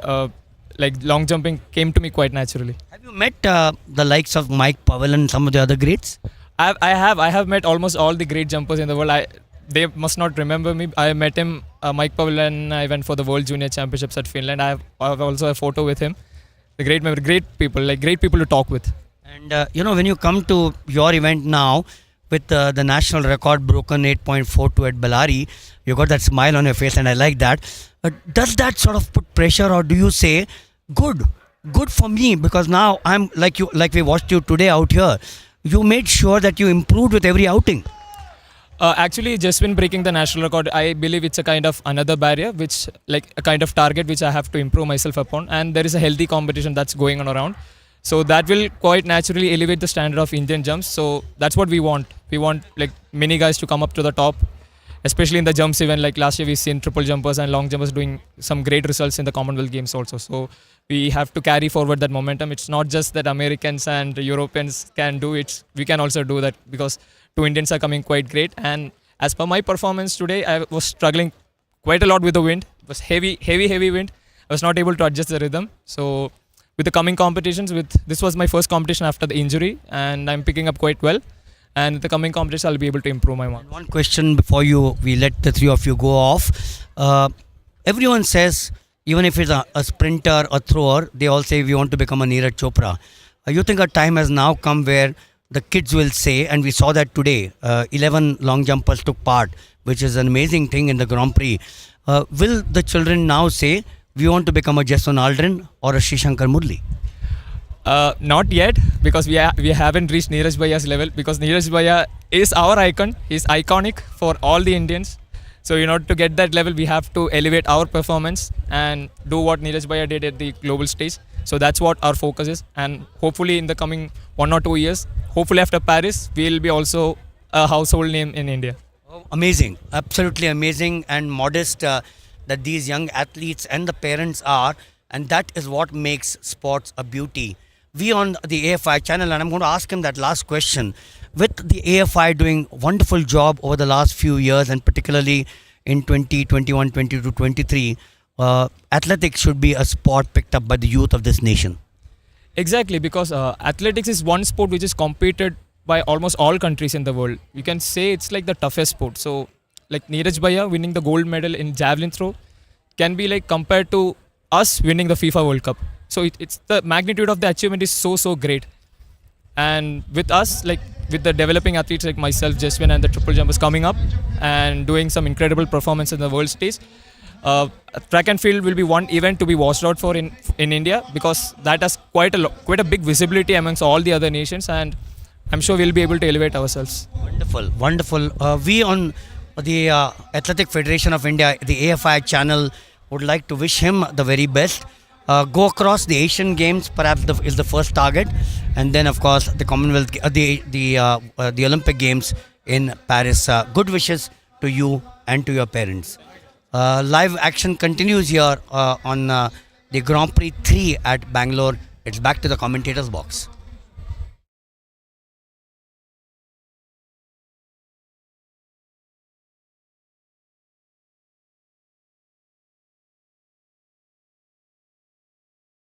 Who was a former triple jump athlete and a silver medalist at the South Asian Games, and his mother, K.S. Vijamore.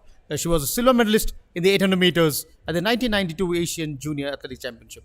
The champion here for the long jump event in the men. So we move our attention again to the discus throw arena, where you have bib number 570 Jagjit Singh with his throw.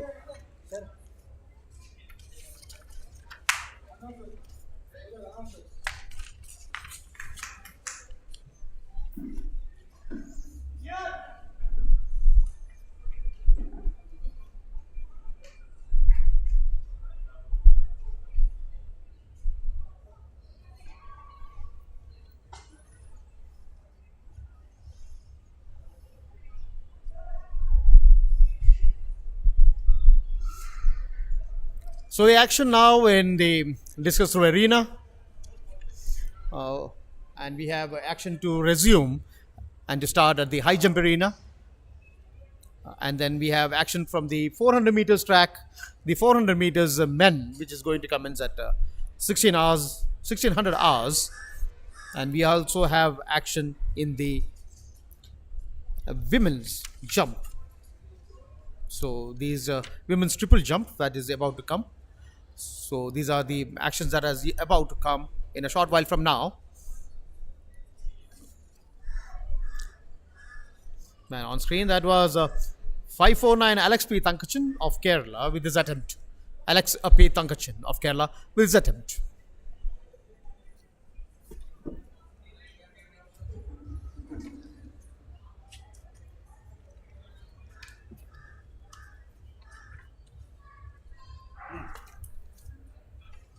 Now you got it.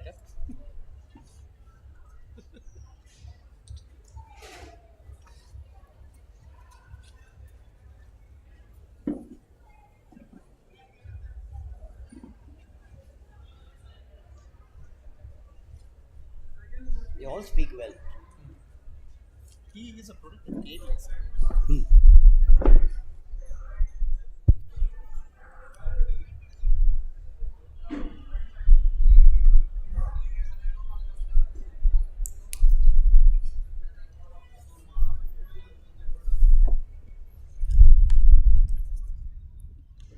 So in a few minutes from now, we will have the action from the 400 meters, where the men 400 meters run is about to take place. We have 3 runs in this event: the race A, race B, and race C. So race A starts at sharp 1600 hours.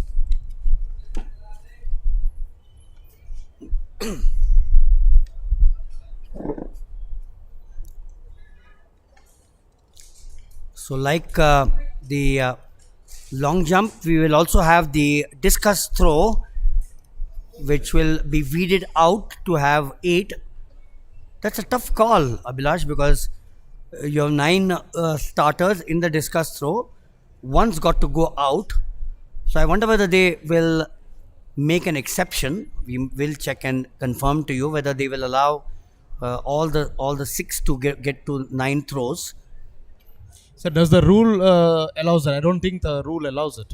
Normally shouldn't be. Yeah. Normally shouldn't be, because that's an international rule, obviously, which is followed down to the lowest level as far as athletics is concerned. But sometimes maybe the national body can say that this is an event which gives an exposure to the athlete. So let's give that one athlete another 3 chances as well. So That's one way of looking at it. But that has to be finalized by the AFI, I suppose. So let's wait for it and see.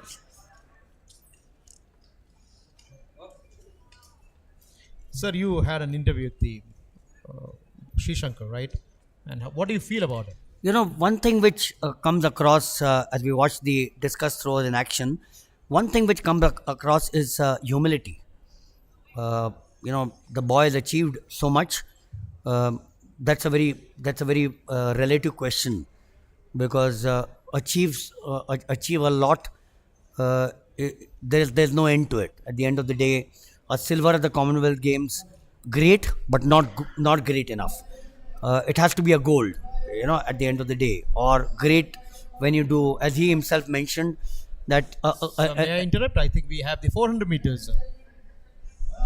And on screen we have the 400 meters lineup. That is race A. And on screen now you have bib number 551, Shashank Kumar of Madhya Pradesh.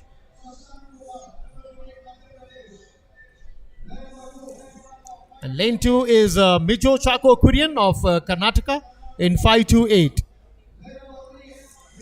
In lane 3, we have Rahul Ramesh Kadam of Maharashtra in 555.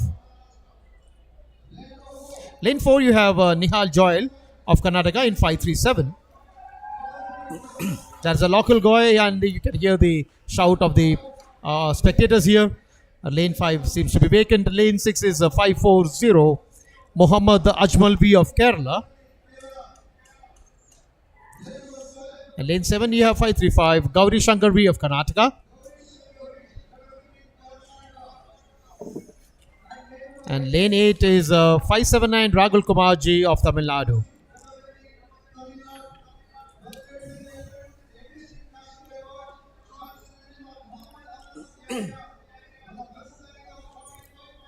Abhilash, I was lucky to meet Muhammad Anas just a few minutes ago.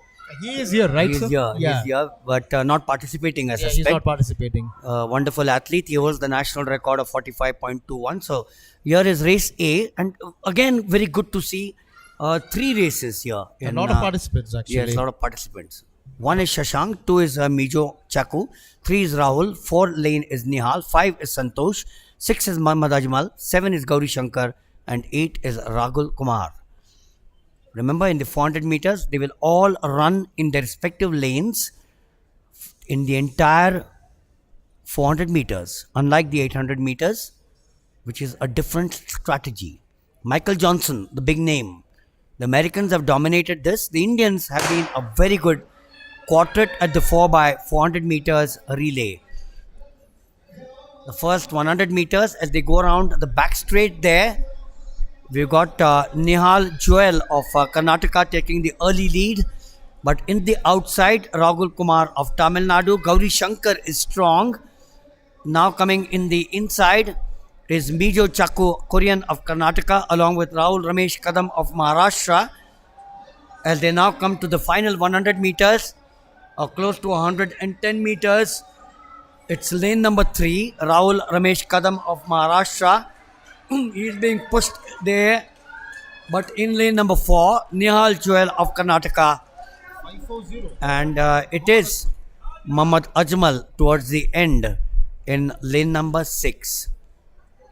Muhammad Ajmal, I think, did well in the last 2 Grand Prix, if my memory serves me right. Yeah, he had a very good outing there in Trivandrum, Muhammad Ajmal.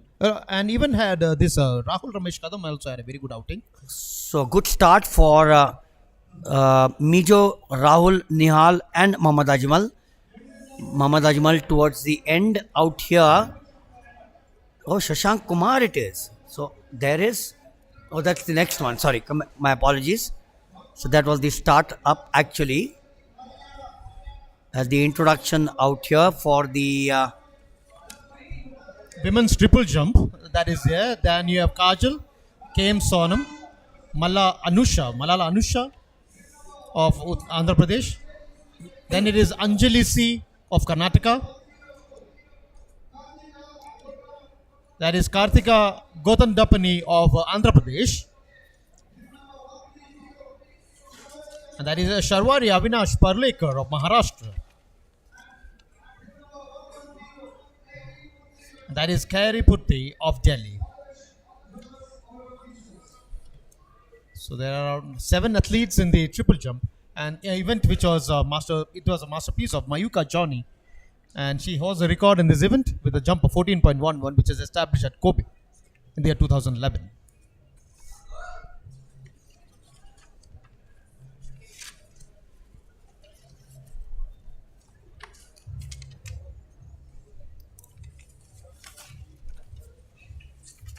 So that was the last of the races that we saw in action, where towards the end it was Mohammad Ajmal. The back straight, there was not much to choose between them, and Mohammad Ajmal then with 46.63 took the gold. Mijo Chakku Korea of Karnataka 47.87 took the silver, and Ragul Kumar of Tamil Nadu 48.48. Although I thought Nehal Joel and Rahul Ramesh of Maharashtra did well towards the last 200 meters. But the last 150 meters, I think Mohammad Ajmal had a very strong run. He had a purpose to run actually, and he did it very nicely, convincingly actually. There was no any phrase of any fear or anxiety on his face. He was running very cool. We're now coming up to the second of the races, race B of the 400 meters for men. Once again, a very strong lineup. All the 8 lanes have been filled up. And that's exactly what we've been talking about. And just going back to your question about Sri Shankar Murli in terms of, so there you are, once again the results. Mohammad Ajmal 46.63, that is the target for race B to try and better. Nehal Joel of Karnataka 47.12 and Rahul Ramesh of Maharashtra 47.13.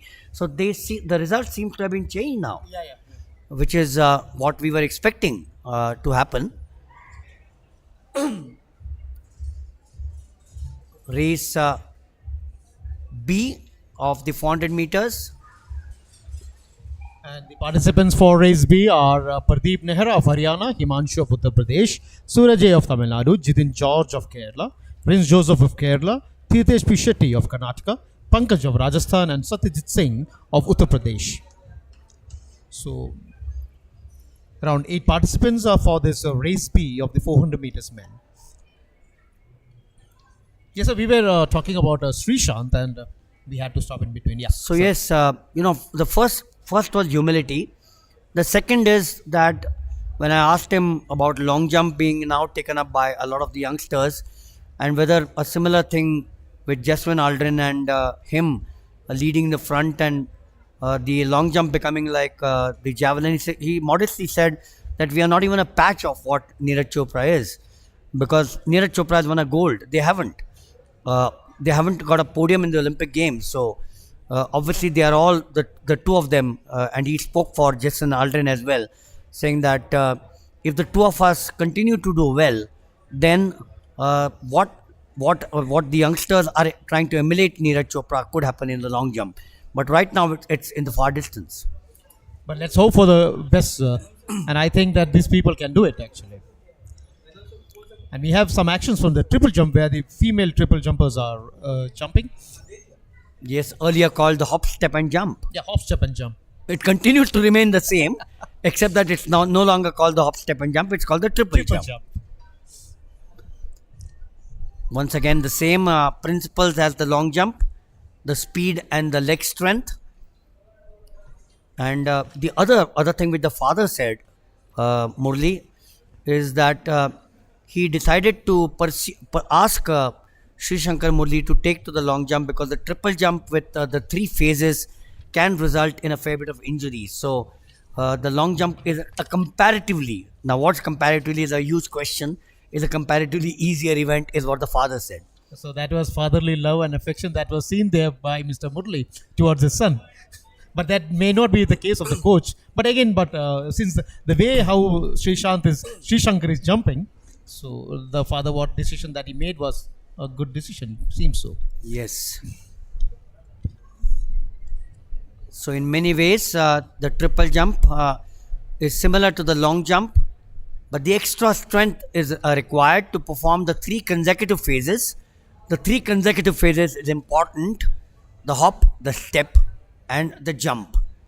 And yes, ideally, we all know that a good triple jumper must therefore combine the speed of a sprinter with the jumping of a high jumper, and then, of course, you have to have the ability of all these.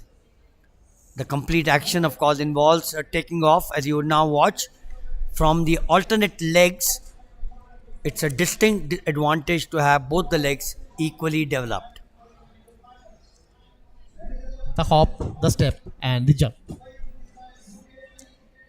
But unlike a long jump where you have one favorable leg, the triple jumpers they have two strong legs for jumping because they have to take the hop, the step, and this jump from the different legs.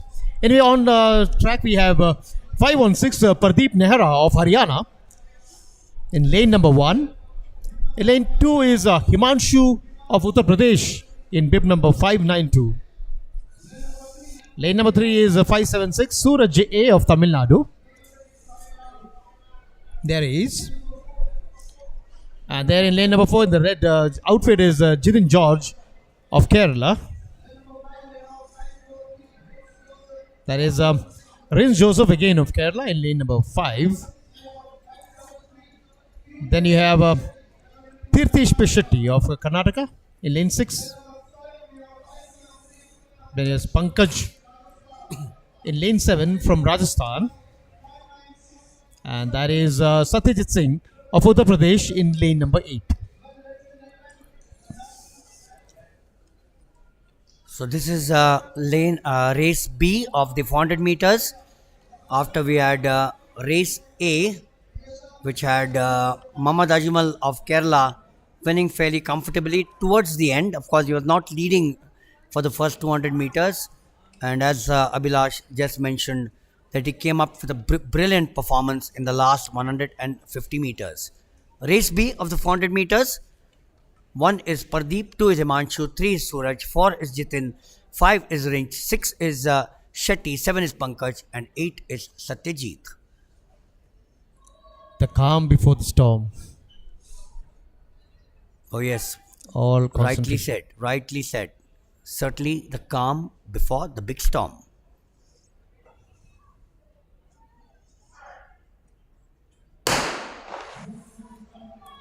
So yes, here they go. 1 lap, the 400 meters. Good start for lane number 3 and 4, Jitin and Suraj. We got a very strong outfit here in the race B. In the outside, Satyajit Singh of Uttar Pradesh going well. This is the phase where some of the runners decide to break away, but it's still the outside. Satyajit picking up the threads in the inside. Rins Joseph and Jitin George. This is fairly close compared to race A. In 3 is in lane 4 is Jitin George. From the outside in lane number 6. And it is, I think, lane number 6. Tirthesh Shetty. Tirthesh Shetty. Yes. He had a good run in the second Grand Prix, if I'm not wrong, in Trivandrum. Tirthesh Shetty. But a fairly good race. All 8 of them start which is needed for all these 8. This was the outside. Satyajit was doing well. Shetty lagging behind. Jitin George and Rins Joseph. And it was at this point where the back straight, Satyajit still having the advantage, continues to do so, coming up to the final bend, then to the 100 meters. Shetty here coming into the picture frame. Suraj A. And along with him Jitin George.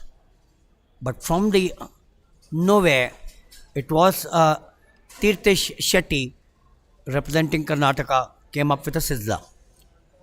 So Tirthesh Shetty took the lead in the last 50 meters.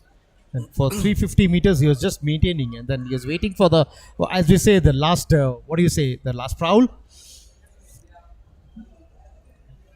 And on screen, we have the results.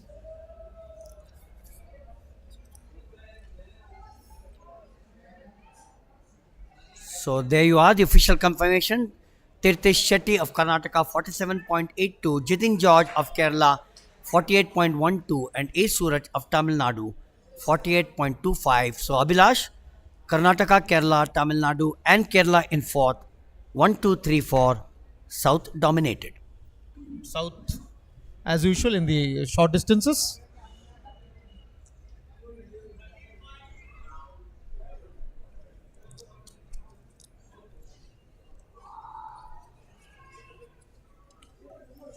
And now we have action from the triple jump, the women's triple jump.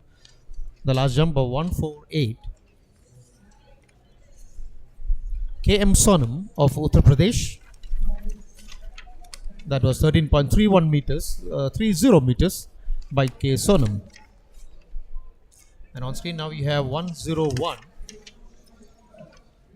Malala Anusha of Andhra Pradesh with the next jump.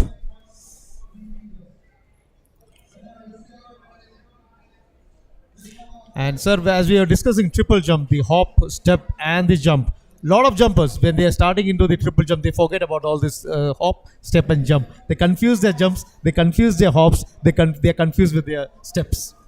Well, some of us even do it now. Yeah, that's on the lighter side.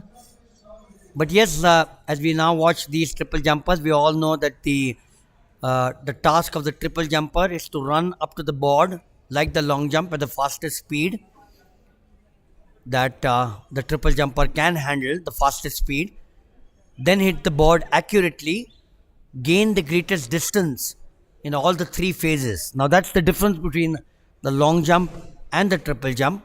Make sure that you gain the greatest distance in all the three phases, because if you don't get that distance in one of the phases, then you could land up losing the distance towards the final end.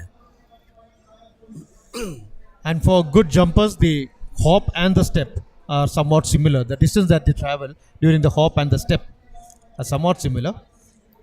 But the new jumpers, their step is smaller than their hop. So that is where they have to improve.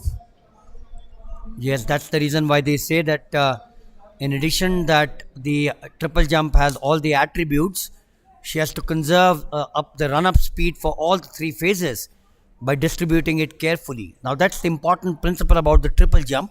You've got to conserve the run-up speed for all the three phases. And this is achieved by performing the whole jump in an even rhythm and avoiding a high and a long hop. Avoid the long and the high hop, which is common amongst the novices. You mentioned the novices. Yes, sir. I obviously meant the options. Because they start with a very big hop, what happens is once they use most of the energy for the hop, then they are not able to do the step properly. And experts in this area, they conserve the energy for the step and the jump.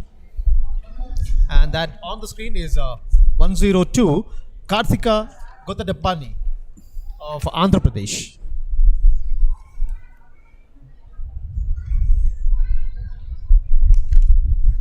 You know, since you mentioned, Abhilash, about the three phases and the even distribution, there are various discussions about the ratio, the exact ratio that you must maintain between each of these covered by the hop, step, and jump. And therefore, it's always advised that the beginners avoid these ratios. And then it's important to aim for these even distances to avoid the hop, step, and jump. So there are various discussions that keep on taking place for the three ratios. Yes, sir. You said it well. And most of the jumpers, it is either the left, right, and both, or the right, left, and both. I remember talking to an international triple jumper, and he said a 3.5 meter hop plus a 2.5 meter step and a 3.5 meter jump for a distance of 9.5 meters. Now, we're talking of 9.5 meters is a better proportion effort than a 4 meter hop. And I think it was a 1.5 meter for the step and a 4 meter again for the hop. So when you commute it, it is lesser than the first one.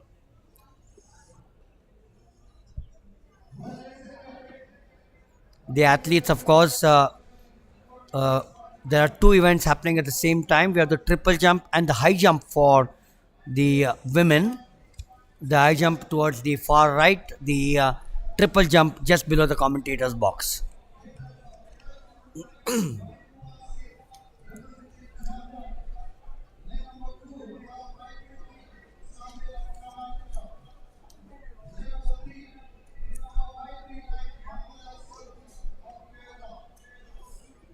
And the competition in the high jump fray is less. Now we have on screen the 400 meters athletes. That is 511 Parveen of Haryana. There's 566 Harpreet Singh Gill of Punjab in lane number 5. 519 Sandeep Kumar of Himachal Pradesh in lane 6. Lane 7 it's vacant. And lane 8 you have Jagmeet Singh 571 of Punjab. And in lane 1 you had Ravi Kumar Singh of Jharkhand, Samuel in lane 2 of Karnataka, Mohammad Afsal P in lane 3 of Kerala. So, race C of the 400 meters for men, Mohammad Anas, the national record. Mohammad Anas is present in the ground but not competing. He has a record of 45.21 on the 12th of August 2019. So, what might be in the mind of these athletes when they come here and watch? And would they be minding if their record is broken? What do you feel? No, records are meant to be broken. Yeah, but then would they be happy to be, seeing their records being broken? Get back on the track and start all over again. Yeah. But if you're retired, then you don't have anything to do but Absolutely. just watch. Yeah, records being broken. but that's what records are meant for. Yes. Right from 1896, the Olympic Games, to 2023, records have tumbled. If you see the progression of every event, there has been a progression. Of course, some of them records have not been broken. We mentioned about the 100 meters for women, the record not broken for 35 long years. So there you are. Ravi in 1, Samuel in 2, Mohammad Afsal in 3, Parveen in 4, Harpreet in 5, Sandeep in 6. 7 is vacant and Jagmeet in 8. They are off their blocks now towards the first 100 meters, coming into the back straight. It is still the outside Jagmeet. He's got a fair amount of lead there in lane number 6. Sandeep Kumar now slowly but surely slipping in. It is Jagmeet still having the advantage, coming towards the final 120 odd meters. This is where some of the athletes change their strategies. Jagmeet still continuing to hold on to the lead. The advantage to lane number 2, 3, 4 will come into the picture now. There they come into the picture frame. In lane number 4, Parveen now going well. Jagmeet still clinging on. He's still got that slender lead of about half a meter, slipping in from the inside in lane number 5. But it is the outside Jagmeet who ran the race of his life all the way from the time he started till he completed in the 400 meters. Now can watch the replay of the 400 meters race C, where you have Jagmeet Singh coming first, and he maintained his lead all through the 400 meters. Has a very good run right from the beginning. Right from the beginning in lane 8, he had a very good run. He was running a very big lead.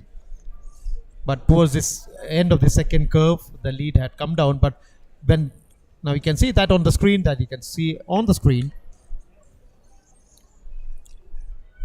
And there you see the athletes clustering together. But once you see the athletes coming in behind, and then you can see he breaking away from the crowd and finishing in style.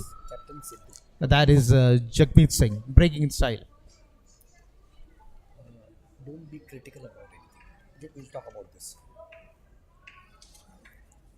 So while the 48.17 of Jagmeet Singh is flashed out there, we got with us Captain Sidhu, who is a part of the Punjab contingent out here, is doing a wonderful work as far as these athletes are concerned. Captain Sidhu, Jagmeet Singh, 48.14, happy? Yes, because they are still under load. They are still working at about 50% load. So we are happy. We are trying to make them peak for the Federation Cup in June.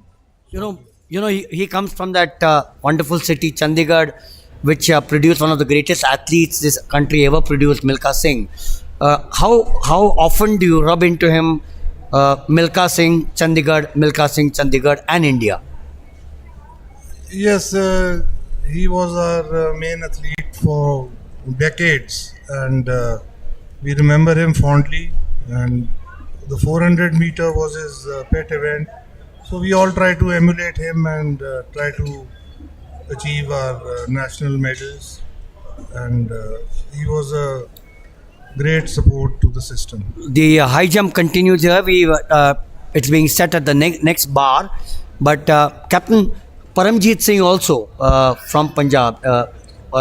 So there's something magical about Punjab about the 400 meters. Yes, Paramjeet finally broke Milkha Singh's long-standing record, and it's a good event for our athletes. And we are coming up now in the shorter sprints also, which our last winner in 100 was maybe 1978. So now we are coming up with Gurinder Veer there and 200 also. So hopefully we get good support and we try to achieve our results in the Federation Cup and try to get some qualification for the Asian track and field and subsequently Asian Games. The high jump here continues, but we'll talk to Captain Sidhu because we just saw Jagmeet winning the triple jump and the high jump both continue. Do you take the advantage of me and my commentator colleague Abhilash have been discussing about some of the places in the plains which have the advantage of the hills around, and Chandigarh of course has the advantage of the hills of Himachal, Kasaulis, and then up to Simla, Kufri. Is that an advantage for your boys in the plains? 800 meters and over, we try to take them to Dharamsala, where it's about 3,000 plus feet, where it helps. But for sprinters, it's just about okay. In fact, only the heat causes it's sort of hard for them to recover in the 40 degrees plus heat in the summer. But now this year we are thinking of either shifting to Srinagar, which is 5,000 feet, especially for the 800 and 1500 meter runners. And one final question: a naval captain or a merchant navy captain, what are you doing in athletics? It's just a very passionate thing. I was always fond of it, though could never achieve much myself. So I said nothing to do, and I got off golf. I thought I'll help the boys and girls. Well, thank you so much. The reason why I asked you that last question was that we need passionate people. India is doing well in athletics. Neeraj Chopra has set the bar. You just saw Sri Shankar Murli there. The long jump, Jaswant Aldrin broke his record in the long jump very recently. We have some national record holders in the 100 and the 200 year, as also the 100 hurdles. The Grand Prix obviously is a testing time for the youth of this nation as well. And when we are passionate people like you also trying to chip in with your services, I think Indian athletics will definitely look up for better times to come. Thank you so much. We've only got one way, and which is up. And thanks to Neeraj Chopra, the long jumpers, triple jumpers, and the girl in hurdles, I think by the time next Olympics comes around, we'll be competing in a lot of events. Yes, as the Punjabis would say, "Muh mein ghee shakkar," or people in the north or all over the country would say. Captain Sidhu's remarks, I'm sure would sound very sweet to all of us. Asian Games coming up, then the Olympic Games, and then the Commonwealth Games. But on the home front, of course, we got plenty of action thanks to the AFI, the Athletic Federation of India. As I mentioned, that 47 years back when I started commentating, there were half a dozen events. Today there are about quite a few with zonal events as well. So our good wishes, Captain, to you and your team. Please congratulate Jagmeet on this performance in the 400 meters.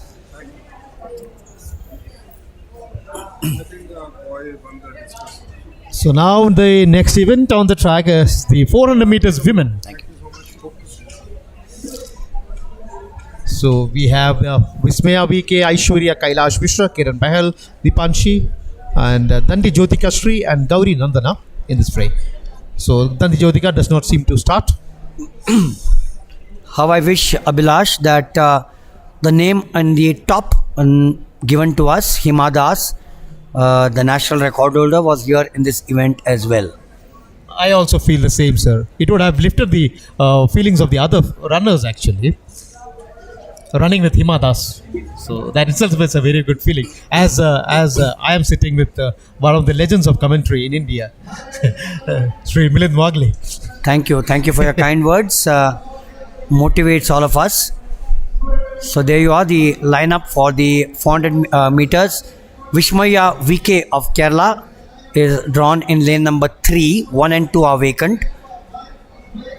Lane number 4, Aishwarya Kailash Mishra also seems to be not there. Or is she there? This is Vishmaya VK. In lane number 4 is Aishwarya Kailash Mishra of Maharashtra. 5 is Kiran Pahal of Haryana. 6 is Dipanshi Haryana, the two Haryana girls.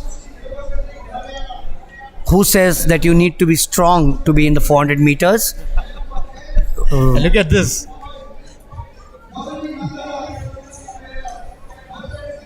That is Gauri Nandana of Kerala. When he said you have to be very strong, see the stature of Gauri Nandana. Yes, so 6 starters with lane 1, 2 vacant. Lane 5 is also not there. Kiran Pal. 5 starters. 5 starters. 5 starters, correction. 5 starters. So 7 not there. 7 is not there. Dandi Jyotika Sri, she is absent. So 1 and 2 were not listed in any case. 7 listed but not starting. 3 Vishmaya, 4 Aishwarya, 5 Kiran, 6 Dipanshi and 8 Gauri Nandana. You know, the beauty of this country, as they are on their blocks, is we got Kerala from absolutely down south, and we have Haryana up north, with Maharashtra in the center. That's the beauty of this nation. Setting off now, once again, the same pattern, the advantage to the outside. Gauri Nandana, she's going well. Picking up is Kiran Pahal of Haryana. So too is Dipanshi at the back straight. The advantage still with Gauri Nandana. Will she be able to hold it? But from the inside, Aishwarya Kailash Mishra of Maharashtra slipping in, taking the clear advantage now. This is the position that she'll hold. And Abhilash, I don't think she's going to give up from here on. Yeah, Aishwarya has taken a very good lead. She's coming from back and now she is coming forward. Yeah, there she is in lane number 4.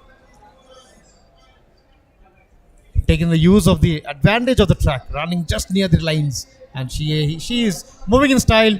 No one in the frame with her. Wonderful style, absolute wonderful style. She's got all the attributes of a 400 meters women runner, and she reminded me, guess, of the Australian Aborigine runner Kathy Freeman of Australia. So yes, 129 Aishwarya Kailash Mishra. A good start in the outside for Gauri Nandana. Aishwarya at this stage is trying to pick up the threads. From here on, she said, I'm going to do it for myself and for the state and pick up a few important lessons from the 400 meters. Back straight, she was nearly there. And then towards the final 130 odd meters, she came into her own. And then she said, well, it's me all the way. She is quite a well-built lady actually. All the musculatures.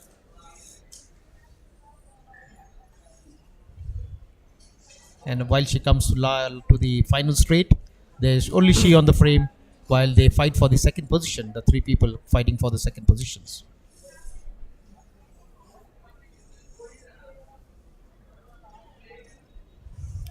Anyway, that was here you have the results. Aishwarya Kailash of Maharashtra clocking a time of 53.63. Kiran Pahal of Haryana with a timing of 55.32. And Vismaya VK of Kerala with a timing of 55.37. So, right from Kerala to Haryana through Maharashtra, you have all the 3 athletes from different parts of India in the victory podium.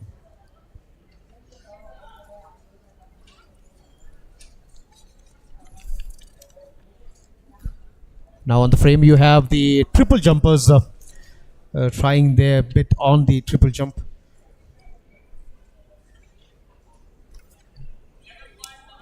So we were discussing about the hop, step, and jump, and then the 400 meters came into action. So there you have 11.75 meters. I remember there was a case in when we were in college. We had these inter-house competitions, and there was one girl jumping this one triple jump. And what happened is like she did not complete. She did not make it to the jumping pit. Yeah, but that's, these are phases in our life. I've seen it happen to the best of triple jumpers or to the best of long jumpers.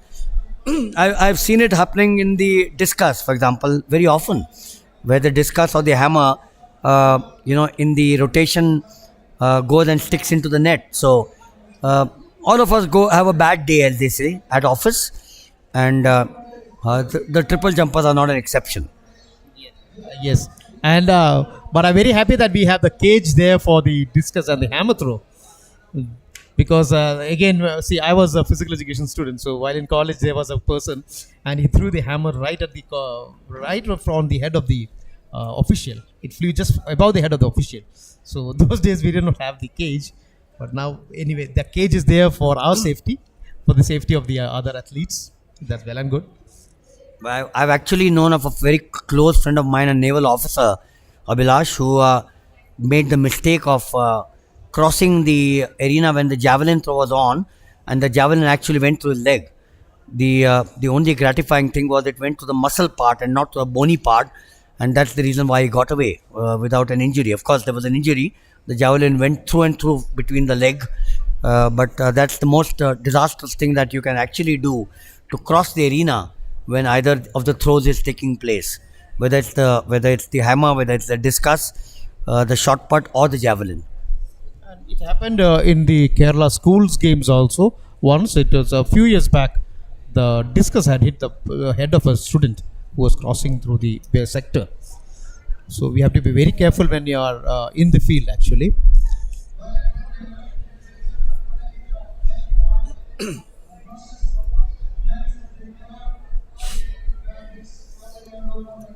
So we are now coming up towards quite a few of the events. The triple jump on your picture frame still on.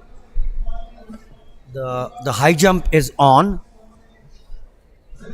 Just check the height of the high jump. We have the women's 800 meters. The women's shot put will be on or is on.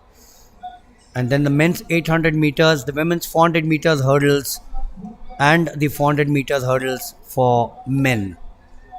So plenty of action. It's only 4:30, so we've got virtually an hour plus to go before the third Grand Prix comes to an end.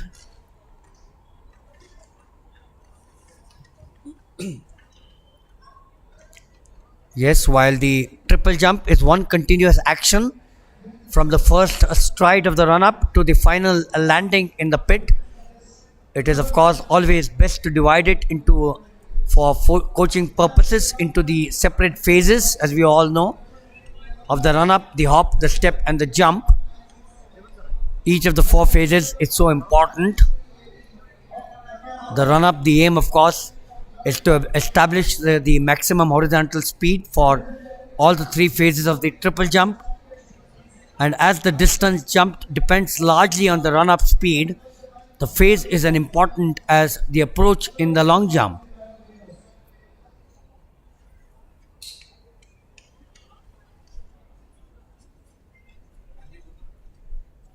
We've gone through the women's 400 meters women earlier on, with Maharashtra picking up the number one spot through Aishwarya Kailash Mishra.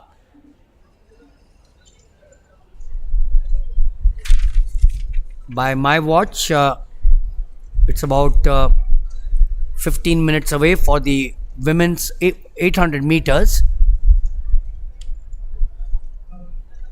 An event which till very recently Tintu Luka was the favorite. We haven't heard much of her in the recent times, a prodigy of the legendary PT Usha school.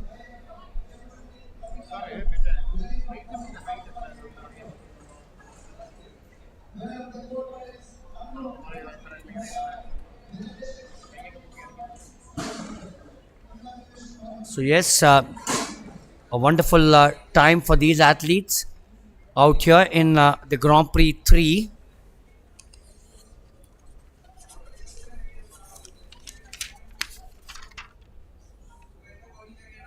Anjali C of Karnataka at the triple jump, 8-7 starters. It's also recommended that the young triple jumper should use an accelerating approach ranging from 6 to 9 double strides, approximately 19 to 24 meters in length, and the approach must be relaxed as you just watched and fast with a notable tempo, and the stride frequency increase over the last 8 to 10 meters before the board. Those watching this live telecast of the triple jump, you must tell your youngsters to use a 12 to 16 stride run up and then start the development level.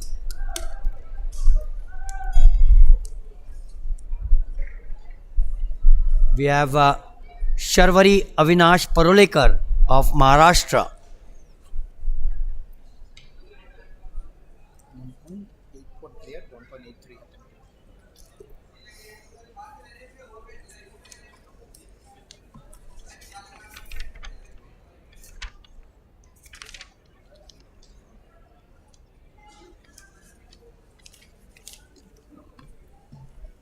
The triple jump continues, the high jump continues.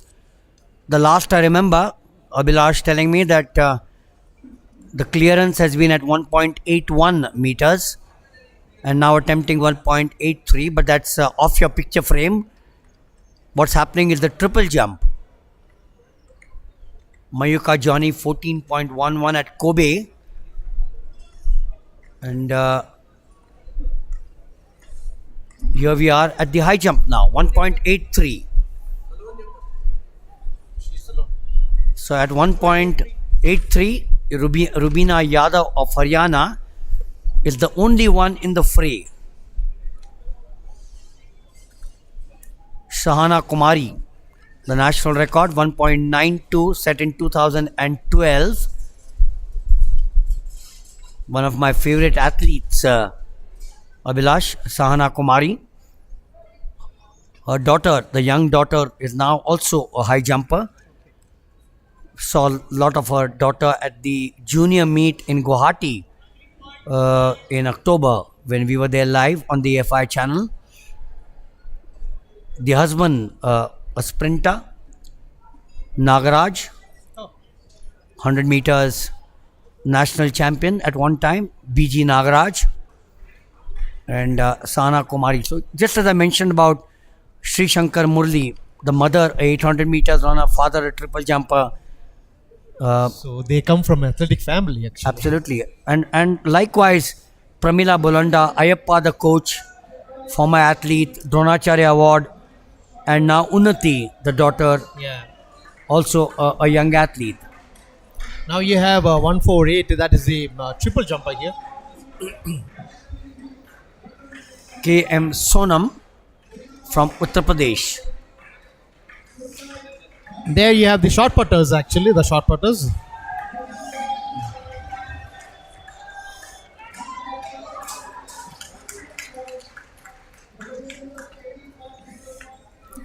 Only 3 short putters in the fray.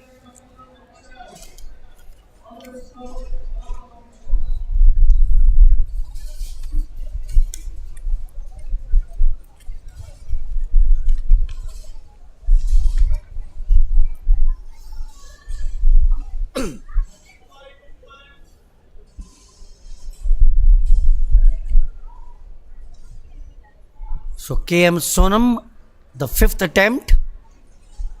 The triple jump is also drawing to a close now. 13.21. Yes, relaxation, like any event, is not an exception in the triple jump. You relax during the run up. The athlete then concentrates on developing the speed right from the beginning of the approach. There are, of course, various methods to establish a run up. Each coach has his own fundamentals. From a standing start, as I remember I was taught when I did the triple jump, facing away from the pit with the feet on the pit side of the takeoff board.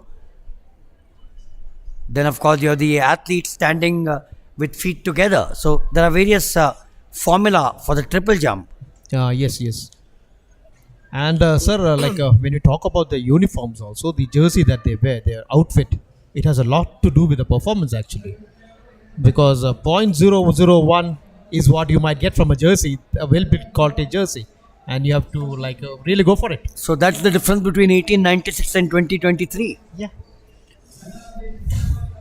Remember, techniques have changed, training methods have changed, scientific methods have come into being, sports science, sports medicine has come into being. And so you can't really pinpoint and say if a Jesse Owens was born today, would he have been a better athlete than a Carl Lewis? Yeah. Or would Carl Lewis have been a better athlete than someone else today? Obviously.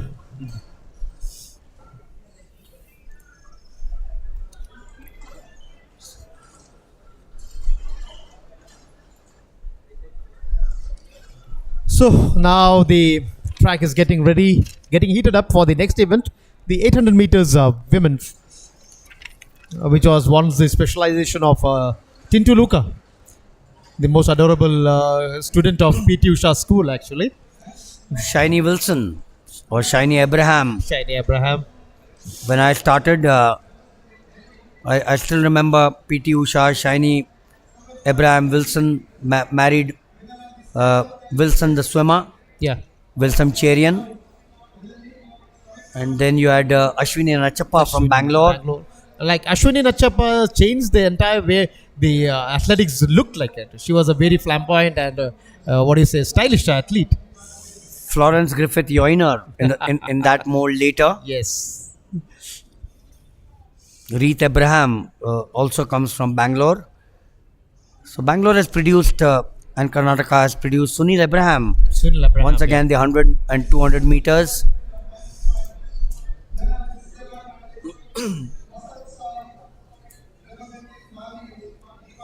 Kairi Purti of Delhi in the triple jump. When you're talking about sports sciences, see the taping on her knees. That is an important effect of the sports sciences, the development of sports sciences in athletics nowadays. Well, it is just not a tape. You know, someone asked me that question, ये tape stationery दुकान में मिलता है क्या? तो lemon के लिए तो ये होता ही है. They don't know what is a kinesio tape or what is athletics tape. So, and sir, it's very expensive also. It's quite expensive.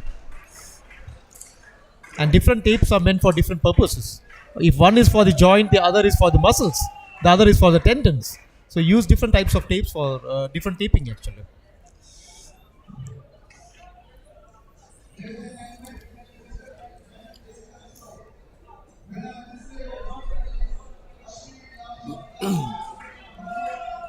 We were talking of the run-up on the triple jump. The hop, of course, is another important aspect of the triple jump. The takeoff for the hop, which you will now watch, should be powerful forward driving action. The red is up. But if it's a clean jump, then this, of course, differs from the long jump, the hop, as it is aimed much lower, the emphasis, of course, being on a forward rather than the upward drive. The success, as we all know, of a triple jump all depends very widely, and it depends largely on the conservation of the speed. We are now coming up to the introduction of the 800 meters for women. That is 144 Bhagyalakshmi Dontu Lakshmi of Telangana on the screen that you see. is concentration, all concentration on a mind, standing in lane number 1.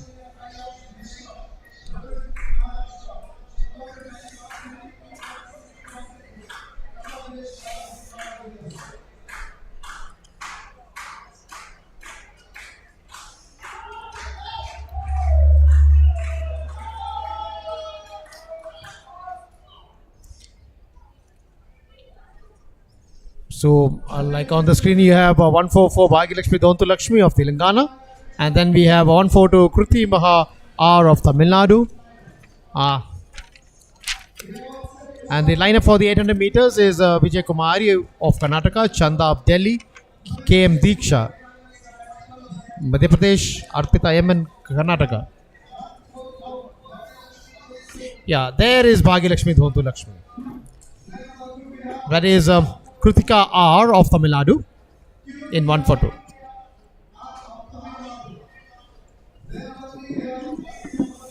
That is Vijay Kumari GK of Karnataka. There in lane number 3. Lane 4 seems to be vacant. Lane 5 you have KM Diksha of Madhya Pradesh waving to the crowds. That is Arpita Emman of Karnataka.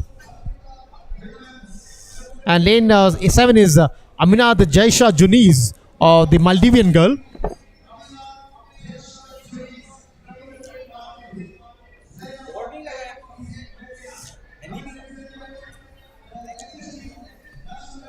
So, as we said, this event, the hot shot of Tintu Luka, and the timing in which she then set the national record was 1 minute 59.17 seconds, which was established in the year 2010. So, 13 years old record still to be broken. And all the athletes getting ready. And that was the start of the 800 meters. And there you can see the runners. They have 2 laps to run. As Mr. Wagle earlier said, it is much different from the 400 meters where you have to complete the race entirely in the same track. But here you can change the track after the stipulated time is there. And now you can see the athletes changing the track and coming into the first track. It's too early to say anything, but as of now, 128 is leading the fray. KM Diksha of Madhya Pradesh is leading. So all the advantage of the staggered start is now withered away, with the athletes having now been drawn into the inside lane allowed after the first 100 meters. This, I suspect, could be an event or a race between the 2 girls on your picture frame and 3 who looks very strong, 4 looking strong. But in the lead at this point of time is KM Diksha of Madhya Pradesh. And that bell sounds the last lap. And she's followed by Vijay Kumari GK of Karnataka in the second place. So that's a very close run between Diksha and Vijay Kumari, running toe to toe and very close actually. And I hope Vijay Kumari is having her own plans for this race, because she's at the moment she's just following the leader, and maybe after the curve or during the curve she may slowly pounce on the leader. Let's see what's the plan. But as of now, it is Diksha of Madhya Pradesh in the lead. I like Diksha's strategy. She's maintained the lead from the very beginning. Vijay Kumari GK now trying to pull from the outside into the inside. Diksha not one to give up. This is where Vijay Kumari is strong. Madhya Pradesh never have had 800 meters runners, but this is a commendable effort. Will she be able to cling on to the second spot? She does, but the winner very clearly with the last 100 meters, Vijay Kumari, who chased her. She chased her like a tiger chasing a deer. And then towards the last 120 meters, Vijay Kumari GK of Andhra Pradesh, of Karnataka correction, came into a very own to pip KM Diksha of Madhya Pradesh to take the 800 meters gold. The strategy was very good actually from Vijay Kumari GK. As you said, Madhya Pradesh never had any 800 meters, prominent 800 meters runners. So in that case, KM Diksha has a very good scope. coming out as the best, one of the best runners from Madhya Pradesh. Earlier, sir, 800 meters used to be called as an endurance event, but now things have changed. Even 1,500 meters is said to be a speed event, actually. So that is how athletics have changed during the frame of time, actually. So the official result: Vijay Kumari GK of Karnataka, 2 minutes 09.70. KM Diksha of Madhya Pradesh, 2 minutes 10.95. And Bhagyalakshmi of Telangana, 2 minutes 15.40. Yes, you're absolutely right. I think there was a time when the 400 meters was not considered a sprint. Today, the 400 meters is a sprint. The 800 meters was considered a long distance event. Today, it's a middle distance event. 1500 as well. So, the 5000 and the 10,000 are the two which are the long distance. Of your picture frame, I can see Sahana Kumari there in the crowd. Sure, is her daughter was also there in the high jump earlier on.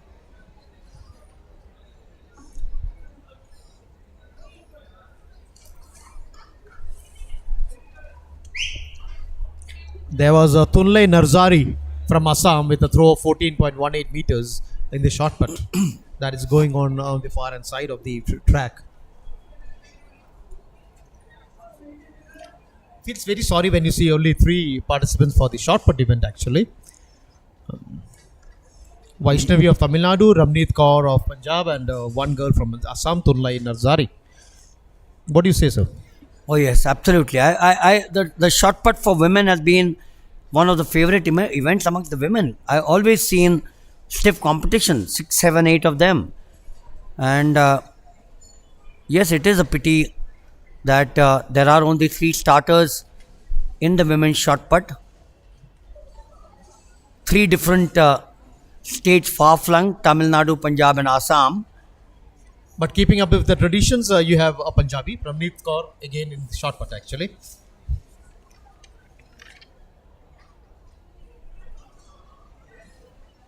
Now the next event on the track is the 800 meters men.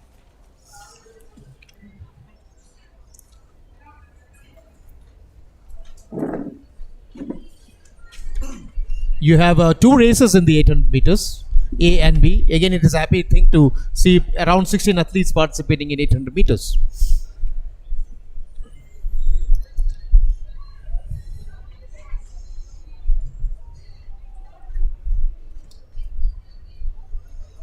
So that is Tunle Narzari of Assam with a shot on her hand.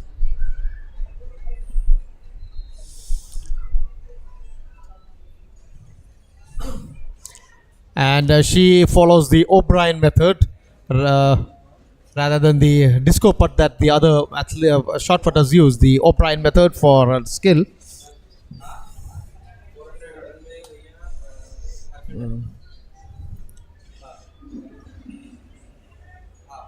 So at sharp 1500 hours, we have the race A of 800 meters, where we have the likes of Hussein Riza or the Maldivian star, Ankesh Chowdhury from Himachal, Abhishek Singh Thakur, Madhya Pradesh, Karthik Jairaj of Maharashtra, Hussein Fazil Haroon of Maldives, Thompson Paulos of Kerala, and Ankit Gill of Haryana taking part in the first race, the race A of the 800 meters. And you see them sitting on the blocks. I feel, yeah, there you have the 7 athletes sitting on the blocks. So this is an event which was the record holder is Jinson Johnson. He established it in Guwahati. Were you there when he established this record? Yes, I was there commentating when Jensen Johnson set that record in 2018. I remember it was a wonderful day when there were plenty of records which were broken, and this record, of course, by Jensen Johnson, now 5 years old. Lane 1 is vacant in the 800 meters. So this again, like the other events, some of the other events, Abhilash, that we've been talking about, race A has got 7 starters. 7 starters. Lane race B has got again 7 starters. So obviously goes to show that the 800 meters and the 400 meters are getting to be popular events. Jensen Johnson, 145.65. He was there at Tiruvananthapuram in the second Grand Prix. Second Grand Prix. He was there in the second Grand Prix. Over the years, we've had some wonderful runners. Someone who I know extremely well and blessed to know him since the 1970s, Edward Sequeira. who ran the 1500 meters and the 5000 meters. His 1500 was his speciality. Represented India at the Munich Olympic Games. Munich Olympics. I've heard some wonderful stories, some chilling stories about what happened in Munich, and of course, I'm not going to discuss it here. About the Israeli athletes and that carnage by some of the terrorists out there, the Black Day that was for the Olympic Games, and we always keep on praying that we have some wonderful athletic performances over time. So now on stage we have the 800 meters run here, and we have the introduction of the athletes. So lane 1 is vacant, and lane 2 you have 561 Hussain Riza of Maldives. Lane 3 you have Ankesh Chowdhury 518 of Himachal Pradesh. Lane 4 is Abhishek Singh Thakur 553 of Madhya Pradesh. There you have Karthik Jairaj Karkera of Maharashtra. And lane 6 is Hussein Fazil Harun from Maldives in 559. And 117538 is Thompson Paulos, the boy from Kerala. And lane 8 is Ankit Gill, 514 from Haryana. And this is an event where you had Jensen Johnson producing the Indian record, which stands at 1 minute 45.65 seconds, which was established in the year 2018 at Guwahati. And as Wagle sir earlier said, he was there. He was a witness when Jensen Johnson had run that race of his lifetime, creating the national record in this event. So it's all there, all ready for the 800 meters. The calm before the storm. And that is the start of the 800 meters, where you have the 7 runners running and vying for the honors in 800 meters. So on the outer track, you have Ankit Gill. And there you have in lane 3 Ankesh Chowdhury of Himachal Pradesh having a very good run.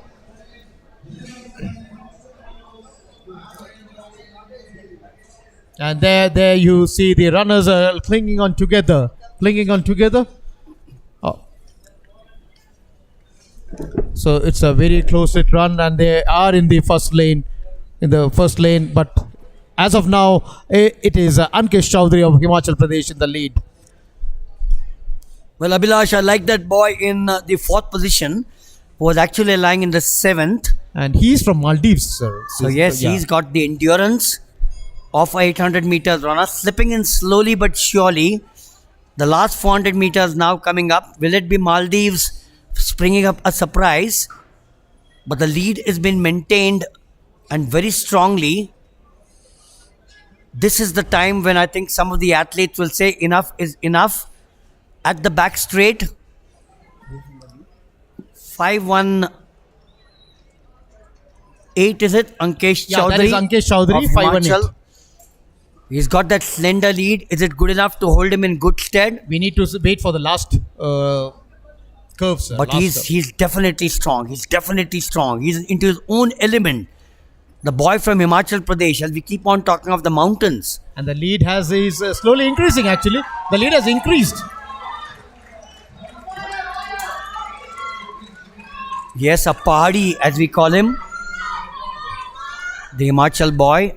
And I think the person who will come in second is from Madhya Pradesh. The boy from Madhya Pradesh, Abhishek Singh Thakur. But let's wait for the results, actually. So yes, wonderful event there for Ankesh Chowdhury of Himachal Pradesh, running a wonderful race of his life. Picking up the first spot. Continued to keep the momentum right from the very beginning, and then clung on to it. Abhilash, if you remember the name Surinder Singh. Yes, sir, I do remember. From Himachal Pradesh, the 5,000 and the 10,000 meters. And he now trains the marathon runners. Nitin Rawat, T. Gopi. Surinder Singh is a Subedar in the Indian Army. Indian Army. And they train at Ooty. Okay. In fact, they train at Wellington. Wellington. Yeah. There you have the Army Training Center. That's right. Yeah. So, Ankish Chaudhary, perhaps in that mold, Yeah, maybe representing from that mold, yeah. Himachal Pradesh. 150.53. Very slow compared to the national record of 145.65 of Jenson Johnson, but we've been emphasizing it doesn't really matter for these boys. This is a learning curve, and I'm sure as the time moves, they will move up the ladder. 152.08 for Abhishek Singh of Madhya Pradesh. Third, And Thompson Polus of Kerala, 152.53 in the third position.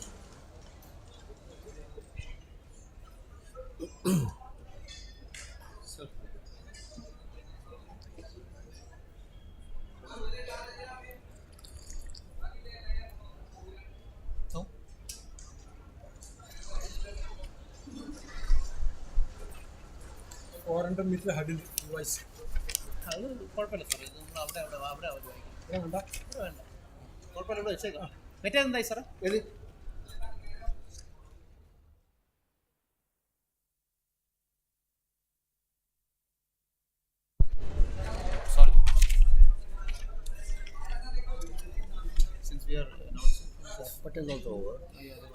I jumped till over, so nothing.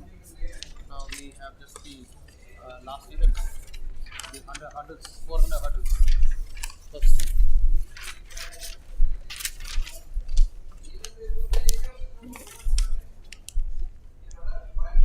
We have race B. We have race B. Race 400 meters. But for in the ladies section, we just have one.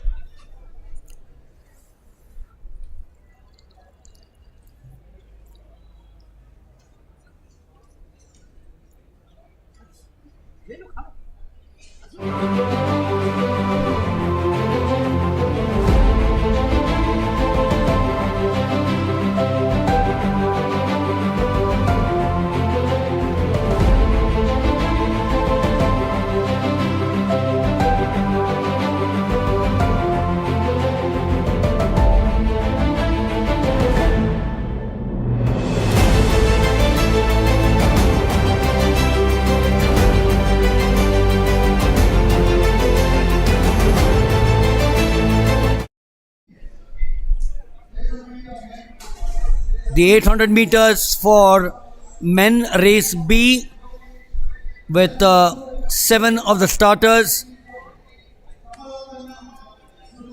This is event number 16 of the 24. In lane number 1 vacant, lane number 2 is Kamalankan S of Karnataka. In 3 is Dinesh Ravi of Tamil Nadu. In 4 is Arun Kumar Sahu of West Bengal. In 5 is Harsh of Haryana. So there are 2 Harshes, both from Haryana, which is a little strange. 7 is Anandu Mon MS of Kerala. And completing the lineup in the men's 800 meters race B is Yashwant BG of Karnataka.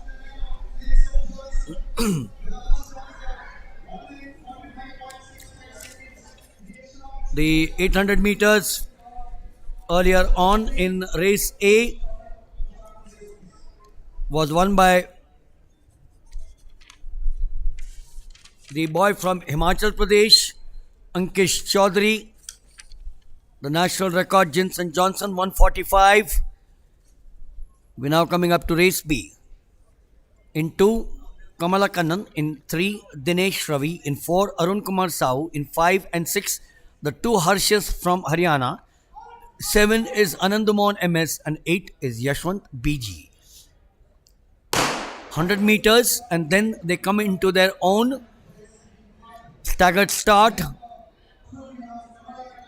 as they would now slowly inch into the inside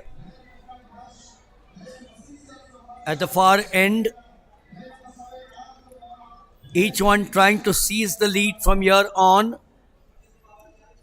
Closely bunched, boxed together. Question is, who will separate oneself from the other? One of them has been able to do that.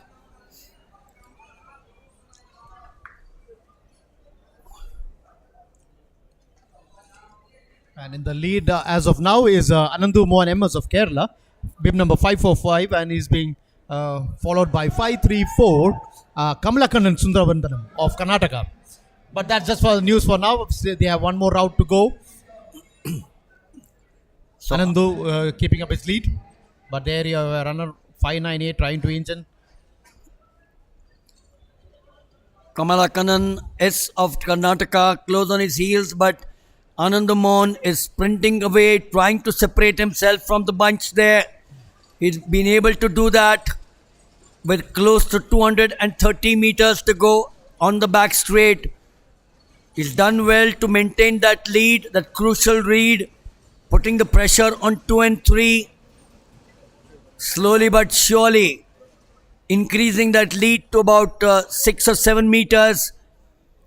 He's got an athlete breathing down his neck.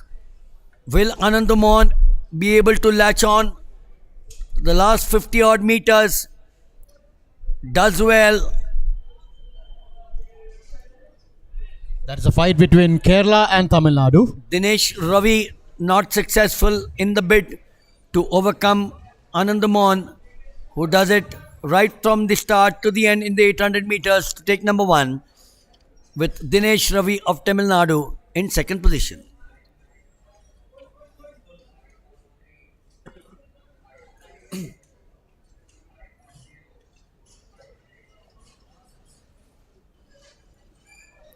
So as the shadows lengthen here, it's a bit cloudy. Wonder whether it will rain in the evening. The rain clouds in the distance. So I pray to God that it doesn't rain in the evening because I have to catch a bus soon after the event is over. So, but what I feel is it's not going to rain, sir. Let's keep our fingers crossed. Well, it won't rain for the next half an hour, that's for certain. So you want me to be drenched in the water? All a part of life, my friend. So that's the official result. Anandamohan MS of Kerala 152.80, Dinesh Ravi of Tamil Nadu 153.77, and one of the two Harshas from Haryana 155.23. And what differentiates them is Harsh is with 2 dots and one Harsh with 1 dot. That you see there. Anyway, but that's quite peculiar actually. You know, in military parlance, when someone gets a second medal of the same type, it's called a Veer Chakra, and the second medal it's called a Veer Chakra and bar, or a Mahavir Chakra and a bar, or a Sena medal and a bar. So they put a 1 asterisk or a 2 asterisk depending on the number of a Sena medal or a Veer Chakra or a Mahavir Chakra that someone has got. So this dot represents that.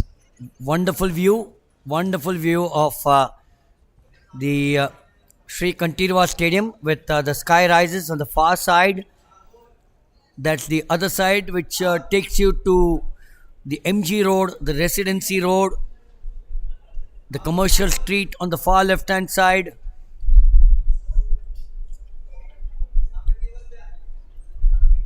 And the Sri Kantirva Stadium since this afternoon has been a beehive of activity.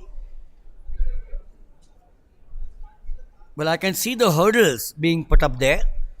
The question is whether the lone woman will run, or are the hurdles being put up for the 2 races in the men respectively. What I feel is the hurdles is being kept for the 400 meters because the distance between the hurdles is more. So it might be for the 400 meters.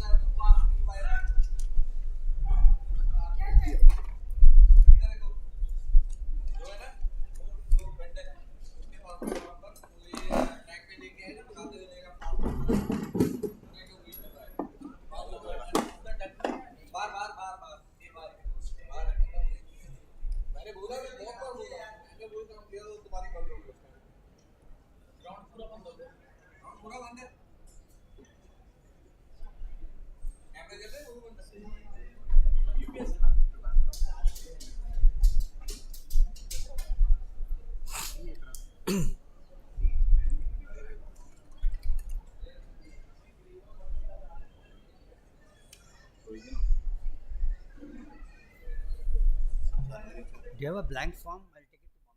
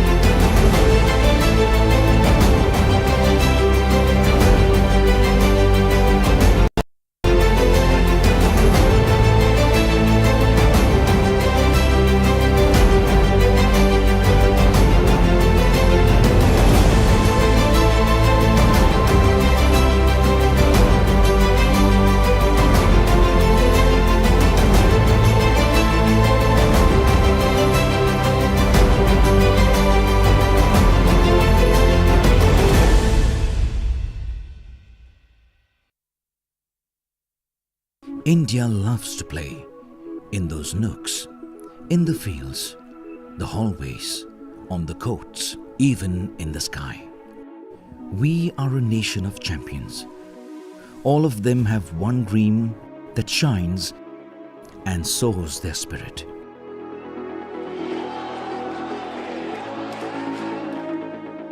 But what's a dream that has no obstacles?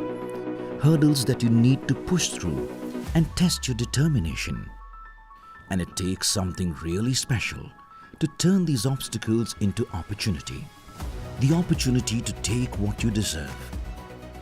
The opportunity to not just wake, but to rise. To race the sun to the finish line of glory. To leave behind the defeats and emerge as the champion you were meant to be. We are honored to be the official banking partner of the Athletics Federation of India.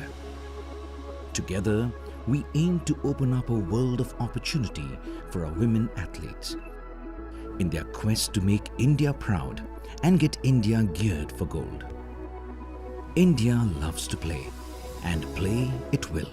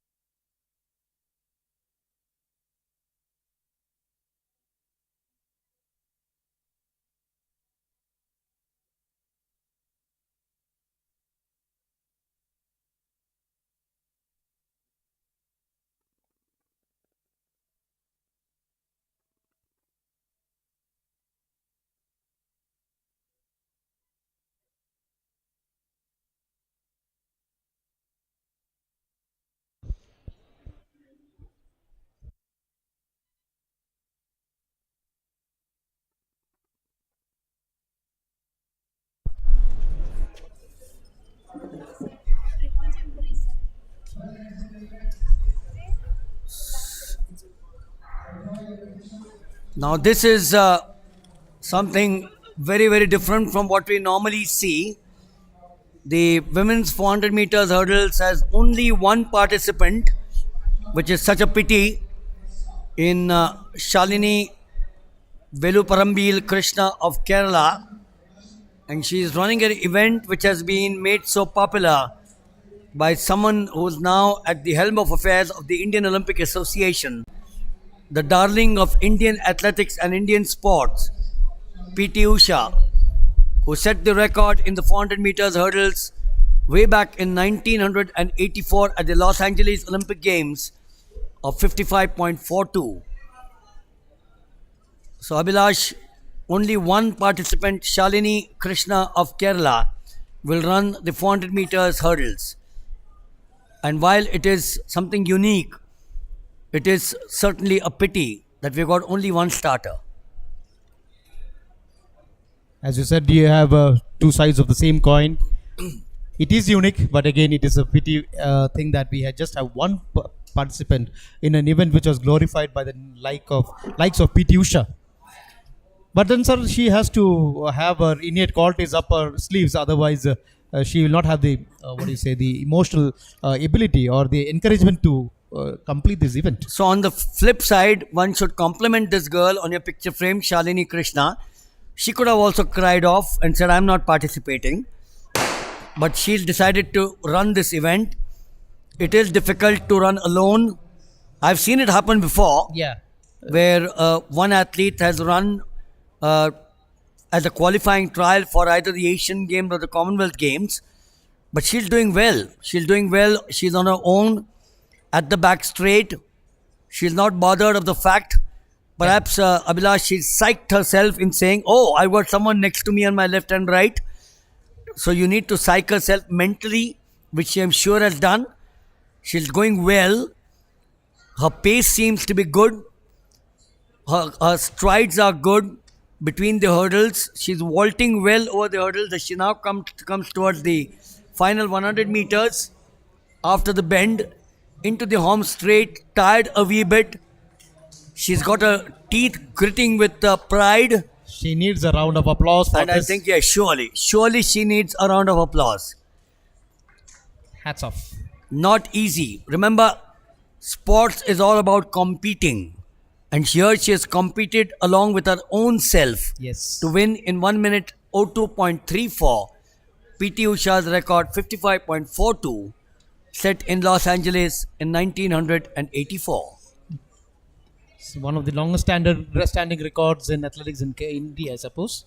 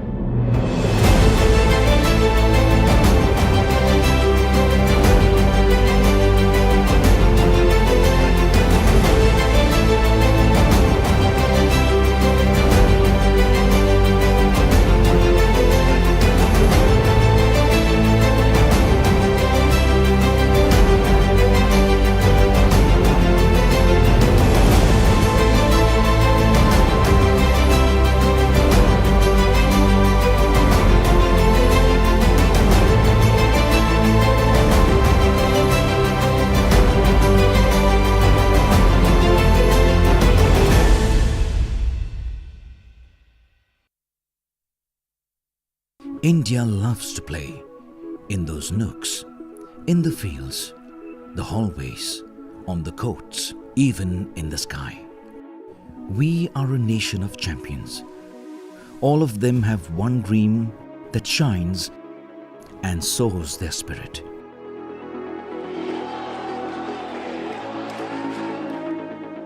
But what's a dream that has no obstacles? Hurdles that you need to push through and test your determination. And it takes something really special to turn these obstacles into opportunity. The opportunity to take what you deserve. The opportunity to not just wake, but to rise. To race the sun to the finish line of glory. To leave behind the defeats and emerge as the champion you were meant to be. We are honored to be the official banking partner of the Athletics Federation of India. Together, we aim to open up a world of opportunity for our women athletes in their quest to make India proud and get India geared for gold. India loves to play, and play it will.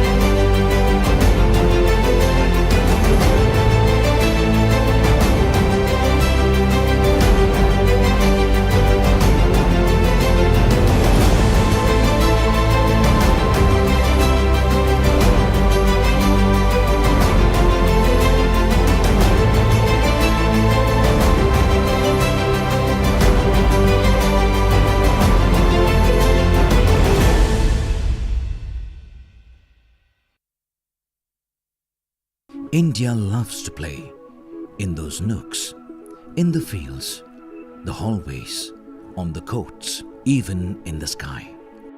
We are a nation of champions. All of them have one dream that shines and soars their spirit.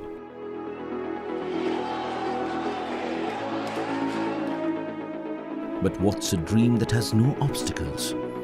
Hurdles that you need to push through and test your determination. And it takes something really special to turn these obstacles into opportunity. The opportunity to take what you deserve. The opportunity to not just wake, but to rise. To race the sun to the finish line of glory. To leave behind the defeats and emerge as the champion you were meant to be. We are honored to be the official banking partner of the Athletics Federation of India. Together, we aim to open up a world of opportunity for our women athletes in their quest to make India proud and get India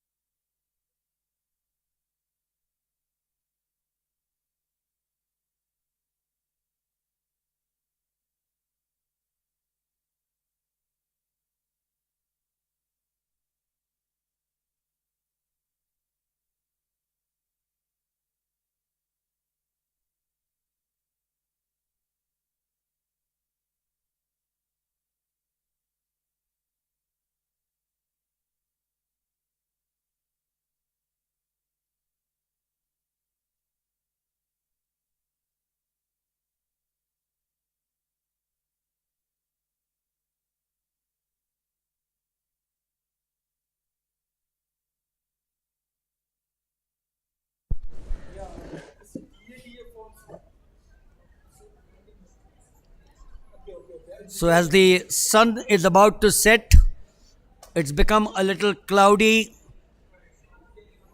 and fortunately, I still remember when we had the Khelo India University Games out here. On one of the days, it rained torrentially. In fact, it rained so much that the chairs here all flew away. The boards came down, it flew away. There was lightning and thunder at this very stadium, at this very spot from where I'm commentating, a little above in the box. But today it's become dark, but I know it's not going to rain for the next hour or so. It may drizzle. It may drizzle, don't worry, your bus will still take off. You won't get wet. Abhilash, as we now head towards the final two events of the third Grand Prix here at the Sri Kantirva Stadium in Bangalore. Race A of the 400 meters hurdles with the national record Tarun at Patiala 48.80 in 2019. We've had some great runners in the 400 meters hurdles in the world.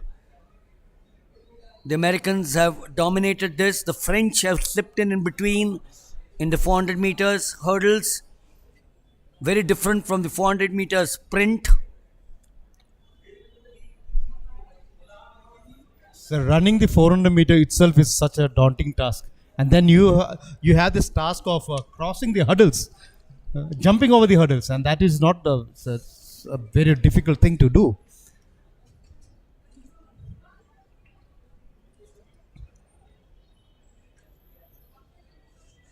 The Americans have maintained their supremacy with the world record in the women 400 meters hurdles. Sydney McLaughlin in 2000 and 1999. That was, of course, in the women.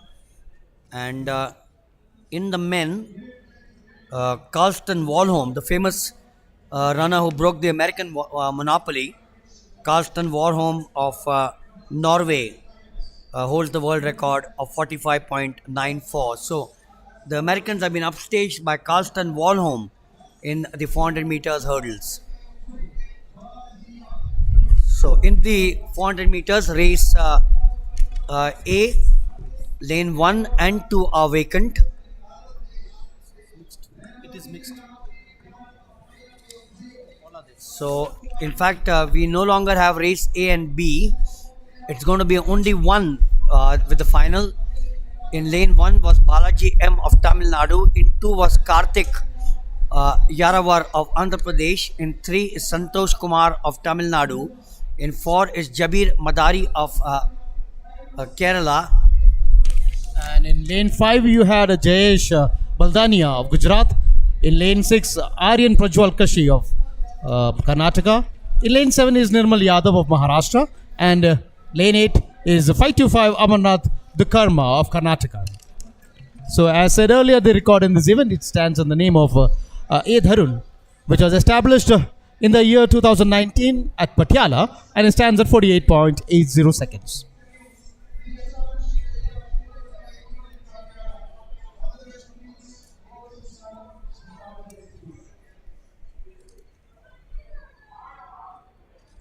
So all the athletes getting onto their starting blocks, saying their prayers, stretching their muscles, and getting ready for what is going to be the last event of the Indian Grand Prix, which is organized at the Kantirava Stadium, Bangalore, Karnataka. The clearance, important because, as we mentioned earlier, unlike the 400 meter sprint, you have the hurdles. Lack of vigorous lead leg action. The correction, of course, is to employ the leg lift and lower the leg pendulum drills. Swiftly going across on the far side, the back straight. And it is Balaji M of Tamil Nadu. In the inside, in lane number 4, Jabbar Madari with Jayesh Baldania. But clear leader there, very clear leader in the outside. I suspect he will be able to hold on to it because that's the lead which is built up. Nirmal Yadav, Jayesh Baldania. But now some of the others are catching up. He's fallen behind. It is Jabir Madari. And from the outside, but it is Jabir Madari, is it? Yes, sir, it feels it is Jabir Madari. Lane number 4, yes. Representing Kerala in the 400 meters hurdles, the final event of the evening. Looking at the clearance, look at the lead leg there moving into the half circular path and not straight across the hurdle. In the outside, the lead was maintained earlier on by Jayesh Baldania and Jabir Madari. This lead did not stand him in good stead. Jayesh Baldania as also Nirmal Yadav. And at this stage, Jabir Madari Palia of Kerala, who was drawn in lane number 4, slipped away and vaulted away or strode away to glory. So that was Jabir Madari Palia of Kerala taking the first, and there you have the results. Jabir Madari Palia of Kerala with 51.61 coming to first, and taking second place is Santosh Kumar T of Tamil Nadu with a timing of 51.85, and third Nirmal Yadav of Maharashtra, timing of 52.34 seconds. Sir, so with this we come to the We'll ask him if he'll mind. yeah.